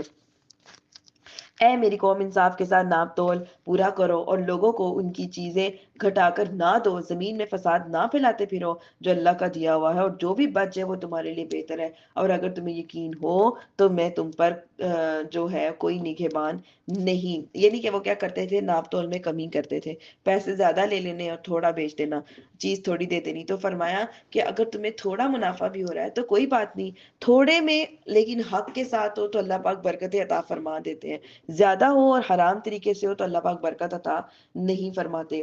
آیت 87، اور قوم نے کہا اے شعیب، کیا تمہاری نماز تمہیں یہ حکم دیتی ہے کہ تم ہمیں اپنے باپ داداؤں کے جو خدا ہے اس کو چھوڑ دے اور ہم اپنے مال میں اپنی مرضی کے مطابق عمل نہ کریں؟ واہ بھائی، تم تو بڑے ہی عقل مند ہو، نیک چلن ہو۔ یعنی کہ وہ ان کو کہہ رہے تھے کہ تم جو اتنی نمازیں پڑھتے ہو تو نمازوں میں یہ پڑھتے ہو کہ ہم اپنے باپ دادا کا دین چھوڑ دیں، اور یہ ہمارا مال ہے، ہم اس میں اپنی مرضی سے جو مرضی کریں، یہ ہماری مرضی ہے، آپ ہمیں کیوں روکتے ہیں؟ یہ یہاں پہ فرمایا جا رہا ہے۔ شعیب نے فرمایا اے میری قوم، بھلا بتاؤ کہ اگر میں اپنے رب کی طرف سے ایک روشن دلیل پر ہوں اور اس نے مجھے اپنے پاس سے اچھی روزی دی ہو تو میں کیوں نہ تمہیں سمجھاؤں؟ تو میں نہیں چاہتا کہ جس بات سے میں تمہیں منع کرتا ہوں خود اس کے خلاف کرنے لگ جاؤں، میں تو صرف اصلاح چاہتا ہوں جتنی مجھ سے ہو سکے، اور میری توفیق اللہ ہی کی مدد سے ہے، میں نے اسی پر بھروسہ کیا اور اسی کی طرف رجوع کرتا ہوں۔ آگے دیکھیے آیت نمبر 89، اور اے میری قوم، میری مخالفت تم سے یہ نہ کرو کہ تم پر بھی اسی طرح کا عذاب آ پہنچے، اور نوح کی قوم، ہود کی قوم، صالح کی قوم پر آیا تھا، اور لوط کی قوم پر جو تم سے کوئی دور بھی نہیں ہے۔ یعنی ان کو پچھلی قوموں کے بارے میں یاد دہانی کرائی جا رہی ہے کہ انہوں نے نافرمانیاں کی تھی، تو دیکھو ان کی قوم کا کیا حال ہوا، اب تم نافرمانیاں نہ کرو ورنہ تمہارے ساتھ بھی یہی سلوک کیا جائے گا، اور اپنے نفس سے معافی چاہو، پھر اس کی طرف رجوع لاؤ، بے شک جو ہمارا رب ہے بہت ہی زیادہ مہربان، محبت کرنے والا ہے۔ تو یہاں سے بہت سے پیغمبروں نے بھی اپنی قوموں کو توبہ استغفار کا حکم دیا۔ اس سے معلوم ہوتا ہے کہ توبہ جو ہے وہ بڑی اچھی اور بڑی اہم چیز ہے، لیکن خیال رکھا جائے کہ ہر گناہ کی توبہ جو ہے علیحدہ ہوتی ہے۔ کفر کی جو توبہ ہے وہ ایمان لانا ہے، حقوق العباد کی توبہ انہیں ادا کرنا ہے، اور اعلانیہ تو گناہ جو کیا ہو اس کی جو توبہ ہے وہ اعلانیہ توبہ ہے۔ تو اس لیے جیسا جیسا گناہ ویسی ویسی توبہ، ویسی توبہ نہیں ہوگی تو پھر توبہ قبول کیسے ہوگی؟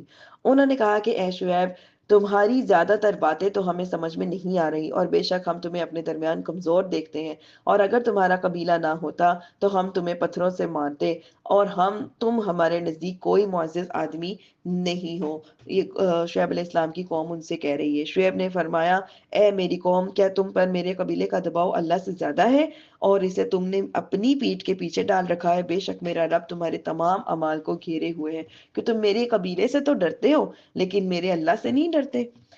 تو اے میری قوم، تم اپنی جگہ اپنا کام کیے جاؤ، میں اپنا کام کرتا ہوں، عنقریب تم جان جاؤ گے کہ رسوا کر دینے والا عذاب کس پر آتا ہے، کون جھوٹا ہے۔ تم انتظار کرو، میں بھی تمہارے ساتھ انتظار کرتا ہوں۔ اور جب ہمارا حکم آیا تو ہم نے شعیب اور اس کے ساتھ کے مسلمانوں کو اپنی رحمت سے بچا لیا، اور ظالموں کو خوفناک چیخ نے پکڑ لیا، اور تو صبح کے وقت اپنے گھروں میں گھٹنوں کے بل پڑے رہ گئے، گویا وہ کبھی وہاں پہ رہتے ہی نہ تھے۔ خبردار، دور ہو مدین والے جیسے قوم سمود دور ہو گئی۔ اور بے شک ہم نے موسیٰ کو اپنی آیتیں اور روشن کے غلبے کے ساتھ بھیجا فرعون اور اس کے درباریوں کی طرف، تو انہوں نے فرعون کی پیروی کی، حالانکہ فرعون کا کام بالکل درست نہیں تھا۔ اب اس کے بعد فرعون کی موسیٰ علیہ السلام کی قوم کی بات ہو رہی ہے۔ یقدم قومہ یوم القیامت اوردہم النار وبئس الورد المورود واتبعوا فی ہذہ لعنۃ ویوم القیامہ بئس الرفد المرفود۔ کیا فرماتے ہیں کہ فرعون قیامت کے دن اپنی قوم کے آگے ہوگا، پھر انہیں دوزخ میں جو ہے اتارا جائے گا، اور اترنے کا کیا ہی برا گھاٹ ہے، اور جو دنیا میں اور قیامت کے دن اس کے پیچھے لعنت لگا دی گئی ہے، وہ کیا ہی برا انعام ہے جو انہیں ملا ہے۔ ذالک من انباء القری نقصہ علیک منھا قائم وحصید۔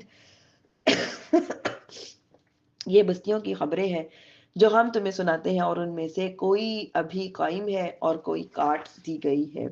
تو ہم نے ان پر ظلم نہ کیا، بلکہ انہوں نے خود اپنی جانوں پر ظلم کیا، کہ اللہ کے سوا جن کی وہ عبادت کرتے تھے ان سے وہ اپنے کاموں سے باز نہیں آئے تھے۔ جب تیرے رب کا حکم آیا تو انہوں نے ان کے نقصان میں اضافہ کر دیا، کہ اللہ تعالیٰ نے ان پہ کوئی ظلم نہیں کیا، ان کی اپنی حرکتیں اور کرتوتیں ہی ایسی تھی جن کی وجہ سے وہ عذاب کے مستحق ہو گئے۔ وَكَذَلِكَ أَخْذُ رَبِّكَ إِذَا أَخَذَ الْقُرَىٰ وَهِيَ ظَالِمَةٌ إِنَّ أَخْذَهُ إِلَيْهِمٌ شَدِيدٌ۔ اور تیرے رب کی گرفت ایسی ہی ہوتی جب وہ بستیوں کو پکڑتا ہے جب کہ وہ بستی والے ظالم ہو، بے شک ان کی پکڑ بڑی شدید ہے۔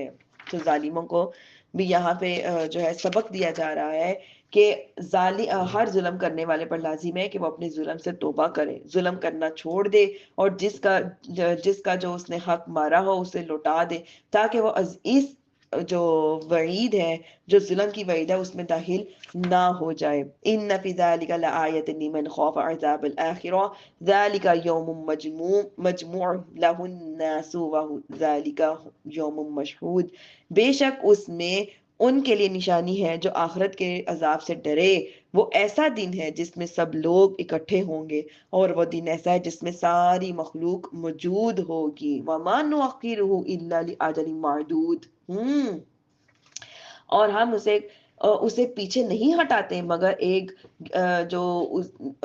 فکس جو مدت ہے اس کے لیے۔ جب وہ دن آئے گا تو کوئی شخص اللہ کے حکم کے بغیر کلام نہیں کر سکے گا، اور ان میں کوئی بدبخت ہوگا، کوئی خوشحال ہوگا، یعنی قیامت کے دن کوئی بھی انسان بول نہیں سکے گا، لیکن اللہ پاک جسے اللہ تعالیٰ کی اجازت سے، اور کچھ لوگ اس میں اچھے یعنی کہ نیک بخت ہوں گے اور کچھ بد بخت ہوں گے، اور سارے کے سارے اللہ تعالیٰ کی اجازت کے منتظر ہوں گے کہ اللہ حکم فرمائے تو ہم بولیں۔ تو دنیا میں بھی سعادت اور بدبختی کی کئی علامات علماء نے بتائی ہیں، ان میں سے سعادت کی 5 قسمیں ہیں۔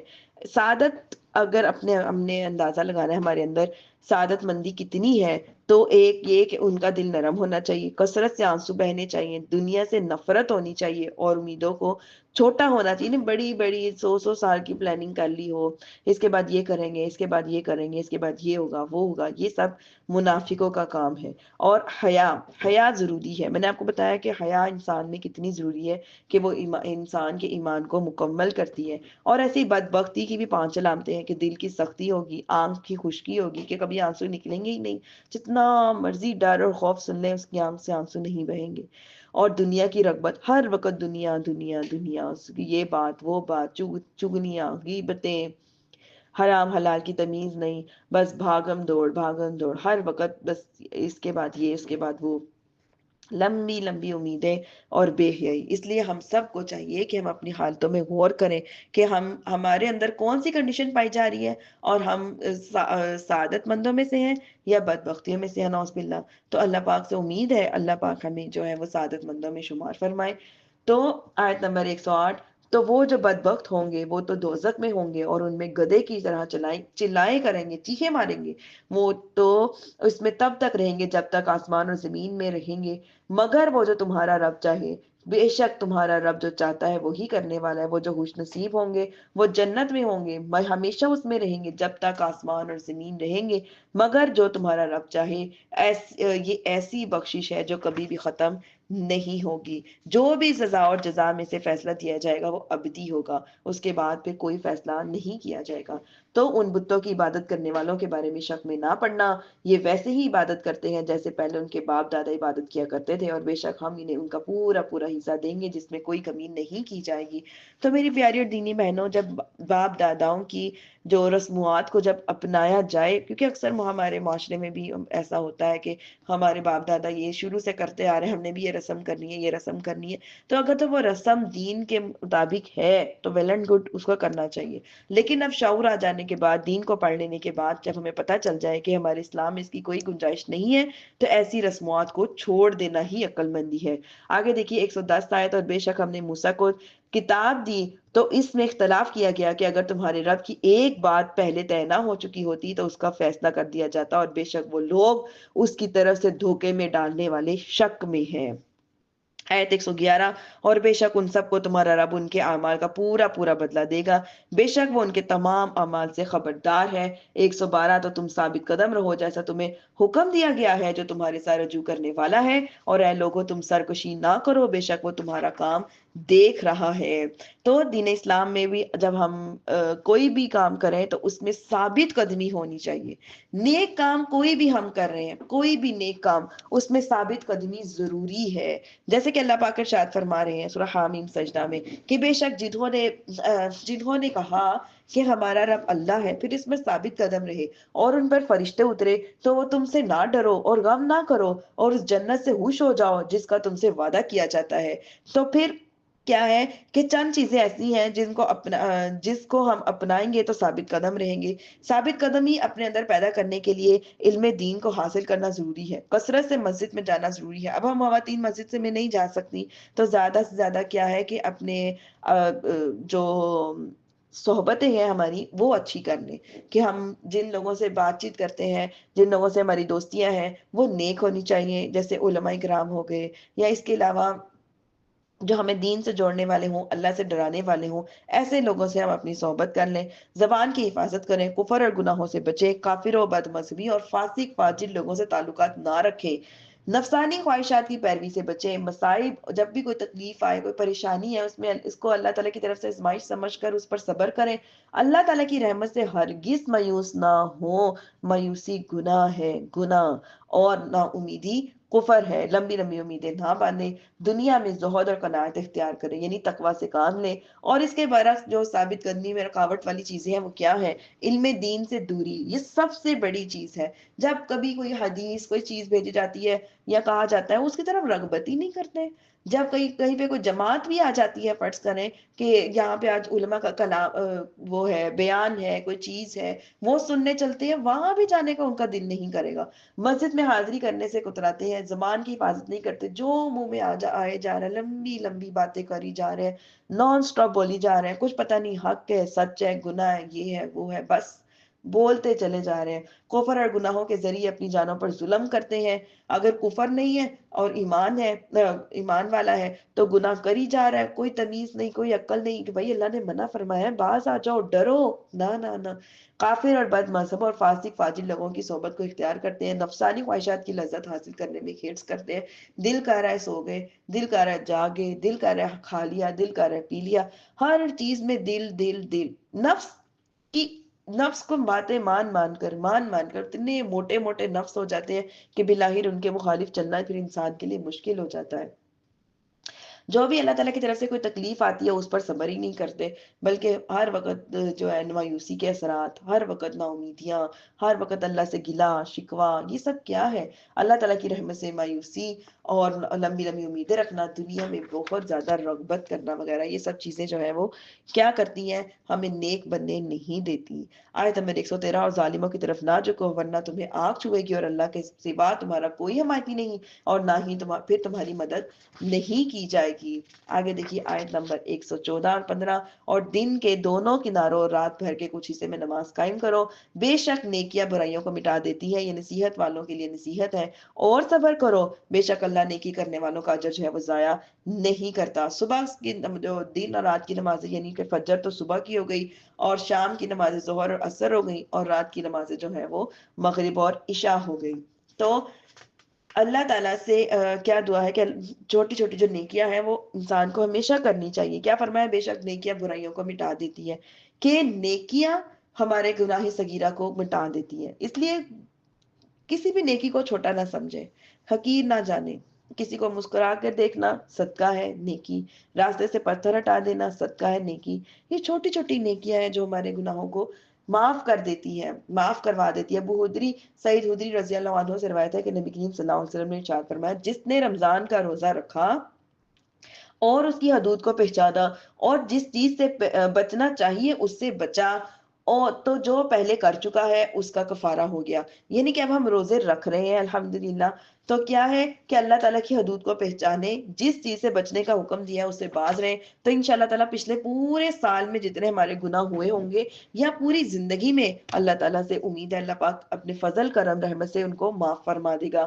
آیت نمبر 116 اور 17، تو تم سے پہلی گزری ہوئی قوموں میں سے کچھ ایسے فضیلت والے لوگ کیوں نہ ہوئے جو زمین میں فساد کرنے سے منع کرتے، البتہ ان میں تھوڑے سے ایسے تھے جنہیں ہم نے نجات دے دی، اور ظالم لوگ اسی عیش اور عشرت میں پڑے رہ گئے تھے کہ انہیں جو بھی دیا ہے وہ اس کے مجرم ہو گئے، اور اللہ تمہارا رب ایسا نہیں کہ جو بستیوں کو بلا وجہ ہلاک کر دے، حالانکہ ان کے رہنے والے لوگ جو تھے وہ اچھے ہوں۔ اگر لوگ اچھے ہوں گے تو اللہ پاک کیوں انہیں پھر غرق کرے گا؟ ان کی نافرمانیوں کی وجہ سے، ناقدریوں کی وجہ سے، اور جو بدعمالیوں کی وجہ سے اللہ پاک نے انہیں جو ہے وہ غرق کیا۔ اور اگر تمہارا رب چاہتا تو سب آدمیوں کو ایک ہی امت بنا دیتا، اور لوگ ہمیشہ اختلاف میں رہیں گے۔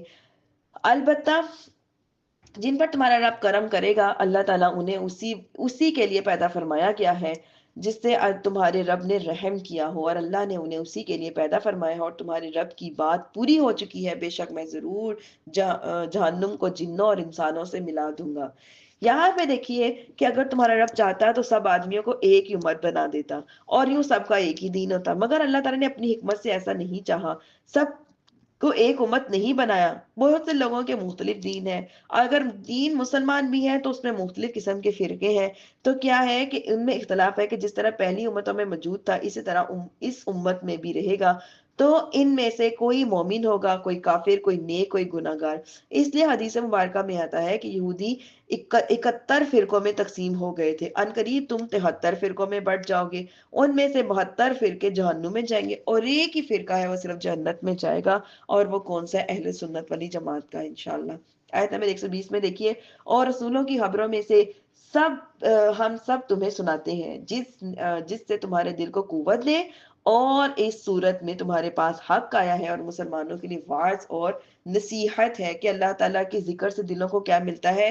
چین نصیب ہوتا ہے۔ انسان اپنی زندگی میں رونما ہونے والے طرح طرح کے واقعات، حادثات کو دیکھتا ہے، کبھی مایوس ہو جاتا ہے، کبھی کوئی معاملہ کبھی مایوس ہو جاتا ہے، کبھی امید ہو جاتی ہے، حتیٰ کہ اگر کوئی خوش نصیبی بھی دیکھ لے تو اس کے دل میں خوشی پیدا ہونے اور خوشی کو محسوس کرنے کی بجائے اداسی میں اور اضافہ ہو جاتا ہے۔ ایسی صورتحال میں انسان کو اس چیز کی شدید ضرورت محسوس ہوتی ہے جس سے کہ اس کے دل میں قوت حاصل ہو اور حالات زمانہ کا مقابلہ کرنا اس کے لیے آسان ہو جائے۔ دل میں تقویت کا ایک اہم ترین ذریعہ انبیاء علیہ الصلوۃ والسلام اور صحابہ کرام کی جو زندگی تھی، ان کے حالات اور واقعات کو مطالعہ کرنا چاہیے۔ پھر انسان کے اندر پختگی پیدا ہوتی ہے، اس کے اندر صبر اور تحمل آتا ہے، اللہ تعالیٰ جو بھی چیزیں اسے عطا کرتے ہیں اس پہ راضی رہنے کے بارے میں وہ غور بھی کرتا ہے، فکر بھی کرتا ہے، اور اس کے دل میں تسکین بھی پیدا ہوتی ہے اور اس کا دل میں سکون بھی پیدا ہوتا ہے۔ جتنے بھی واقعات ہم پیچھے پڑھ رہے ہیں نا، یہ بلا وجہ نہیں پڑھ رہے یا قرآن کو بھرنے کے لیے نہیں پڑھ رہے، بلکہ اس لیے پڑھ رہے ہیں تاکہ ہم دیکھیں کہ ان کی کمیوں کی وجہ سے اللہ پاک نے انہیں کس طرح کا عذاب عطا کیا، کس طرح کا عذاب نازل کیا۔ اب ہمارے اندر ان میں سے نعوذ باللہ کوئی ایسی کمی نہ پائی جائے جس کی وجہ سے کہ ہم اللہ تعالیٰ کے عذاب کے مستحق بن جائے۔ اللہ تعالیٰ محفوظ فرمائے۔ اگر ہمارے اندر منافقوں کی سی جو فاسقین کی، کفار جیسی کوئی بھی علامتیں پائی جا رہی ہیں، ہم ان سے دور ہو جائیں، باز ہو جائیں، گناہوں سے توبہ کریں، اللہ کی طرف رجوع کریں۔ اور یہ ساری چیزیں کب آتی ہیں ہمارے اندر؟ جب ہم بار بار قرآن کو پڑھتے ہیں، ایسے لوگوں کی صحبتوں کو اختیار کرتے ہیں، جب ہم صحابہ کے واقعات کو پڑھا کرتے ہیں، نبی کریم صلی اللہ علیہ وسلم کی زندگی پر غور اور فکر کرتے ہیں، قرآن میں جو تعلیم دی گئی ہے اس کو بار بار سوچتے ہیں، سمجھتے ہیں، اس کی طرف فوکس کرتے ہیں، دماغ لگاتے ہیں، کہ اپنے دل کی آنکھوں سے دیکھتے ہیں، اور اپنے تو پھر اللہ پاک ہمارے دلوں کو بھی نرم فرما دیتے ہیں، دلوں میں لگے ہوئے زنگ کو بھی ختم فرما دیتے ہیں، اور ہمارے دلوں میں ظاہری باطنی نور بھی عطا فرما دیتے ہیں، کیونکہ پھر انسان یہ جذبہ رکھتا ہے کہ واقعی اللہ رب العزت جو ہے ہر شے پر قادر ہے۔ جب وہ ان کو عذاب میں مبتلا کر سکتے ہیں ان کے گناہوں کی وجہ سے، تو ہمارے گناہوں کی وجہ سے ہماری بھی پکڑ ہو سکتی ہے۔ تو لہٰذا اس پکڑ سے بچنے کے لیے یہ ساری چیزوں کو بار بار بار بار مختلف شکل میں لا کر ہمارے سامنے پیش کیا جا رہا ہے کہ اے مسلمانوں، اے میرے بندوں، ان سب چیزوں سے بچ جاؤ۔ آخرت جو ہے وہ سخت ترین دن ہے، اس دن سخت ترین حساب کتاب لیا جائے گا۔ یہ دنیا میں تو چھوٹ ہے نا، نماز پڑھ لی پوچھا نہیں کسی نے، قرآن پڑھ لیا پوچھا نہیں، غلط پڑھ لیا یہ بھی نہیں پوچھا، تو یہ ساری یہ دنیا میں چھوٹ ہے۔ یہ چھوٹ اسی لیے دی جا رہی ہے کہ اس وقت کو غنیمت جان لو۔ جب اس وقت کو غنیمت جان لیا جائے تو پھر انسان کیا کرتا ہے کہ اپنے گناہوں سے معافی مانگ لیتا ہے، اپنے آپ کو درست کر لیتا ہے۔ جب صحابہ کرام کے واقعات کو پڑھتا ہے، سنتا ہے، تو اس کا ایمان اور زیادہ مضبوط ہوتا ہے کہ وہ بھی تو ہمارے جیسے انسان تھے نا، ہماری طرح ان کی زندگیاں تھیں، مصروفیتیں تھیں، ہر چیز تھی، پھر بھی ان کا تقوی، یقین، عبادت کا انداز کیسا تھا؟ اتنے اتنے نیک ہو کر، دنیا میں رہ کر جنت کی بشاریں لینے کے باوجود، بشارتیں لینے کے باوجود اللہ سے ایسے ڈرتے تھے جیسے کہ شاید انہوں نے کبھی نیکی نہیں کی ہو، جبکہ وہ کتابیں بھری ہوئی ہیں ان کی نیکیوں سے۔ اللہ نے قرآن میں فرما دیا ہم ان سے راضی، وہ ہم سے راضی، اس کے باوجود بھی ان کی جو خوف کا عالم کیا تھا کہ ان کی مثالیں نہیں ملتی۔ تو ان کی زندگیاں، ان پہ غور و فکر کرنا اس وجہ سے ضروری ہے تاکہ ہم جیسے جو دنیا دار لوگ ہیں، نالائق، نکمے سے، گناہگار سے لوگ ہیں، ہمارے اندر کوئی تو صفت آ جائے، ہمارے اندر ان کی زندگیوں کی وجہ سے کوئی نرمی آ جائے، ہمارا دل نرم ہو جائے، اللہ سے ڈرنے والا بن جائے، اعمال میں رغبت لے کے جانے والا بن جائے، نیکیوں میں پہل کرنے والے بن جائے۔ یہ واقعات اسی وجہ سے بار بار ہمارے سامنے آ رہے ہیں۔ آگے دیکھیے آیت نمبر 131 اور 32، 21 اور 22 سوری، کہ تم ایمان نہ لانے والوں سے فرماؤ کہ تم اپنی جگہ کام کیے جاؤ، ہم اپنا کام کرتے ہیں، تم بھی انتظار کرو، بے شک ہم بھی منتظر ہیں۔ اس آیت میں وعید اور غضب کا اظہار کیا گیا ہے کہ ٹھیک ہے ٹھیک ہے، جو کرنا ہے کر لو، تم بھی کرو میں بھی کرتا ہوں، پھر دیکھتے ہیں پھر کیا ہوتا ہے۔ آسمان اور زمین کے غیب اللہ ہی کے لیے ہے، اور اسی کی طرف ہر کام لوٹایا جاتا ہے، اور اس کی عبادت کرو، اسی پر بھروسہ رکھو، تمہارا رب تمہارے کاموں سے غافل نہیں ہے، چاہے تم چھپ کر کرو یا ظاہر کرو۔ الحمدللہ یہاں ہماری سورت ہود جو ہے مکمل ہو گئی ہے۔ اب ہم سورہ یوسف کو شروع کرتے ہیں۔ سورہ یوسف میں 12 رکوع اور 111 آیتیں ہیں۔ اس سورت میں اللہ تعالیٰ نے نبی حضرت یوسف علیہ السلام کے حالات زندگی اور ان کی سیرت مبارکہ کو تفصیل سے بیان کیا ہے۔ اس سورت کو سیکھنا ہمارے لیے بہت ضروری ہے۔ اللہ نے چاہا تو رمضان کے بعد اس کو بہت ڈیٹیل سے پڑھیں گے، کیونکہ اس سورت کو پڑھنے سے ہماری زندگیوں کے بہت سے مسائل حل ہو جاتے ہیں، کیونکہ اللہ تعالیٰ نے اس میں ہمیں بہت سی چیزیں سکھائی ہیں۔ اس میں بہت سے ایسے واقعے ہیں جو ہماری زندگیوں کو بدلنے والے ہیں۔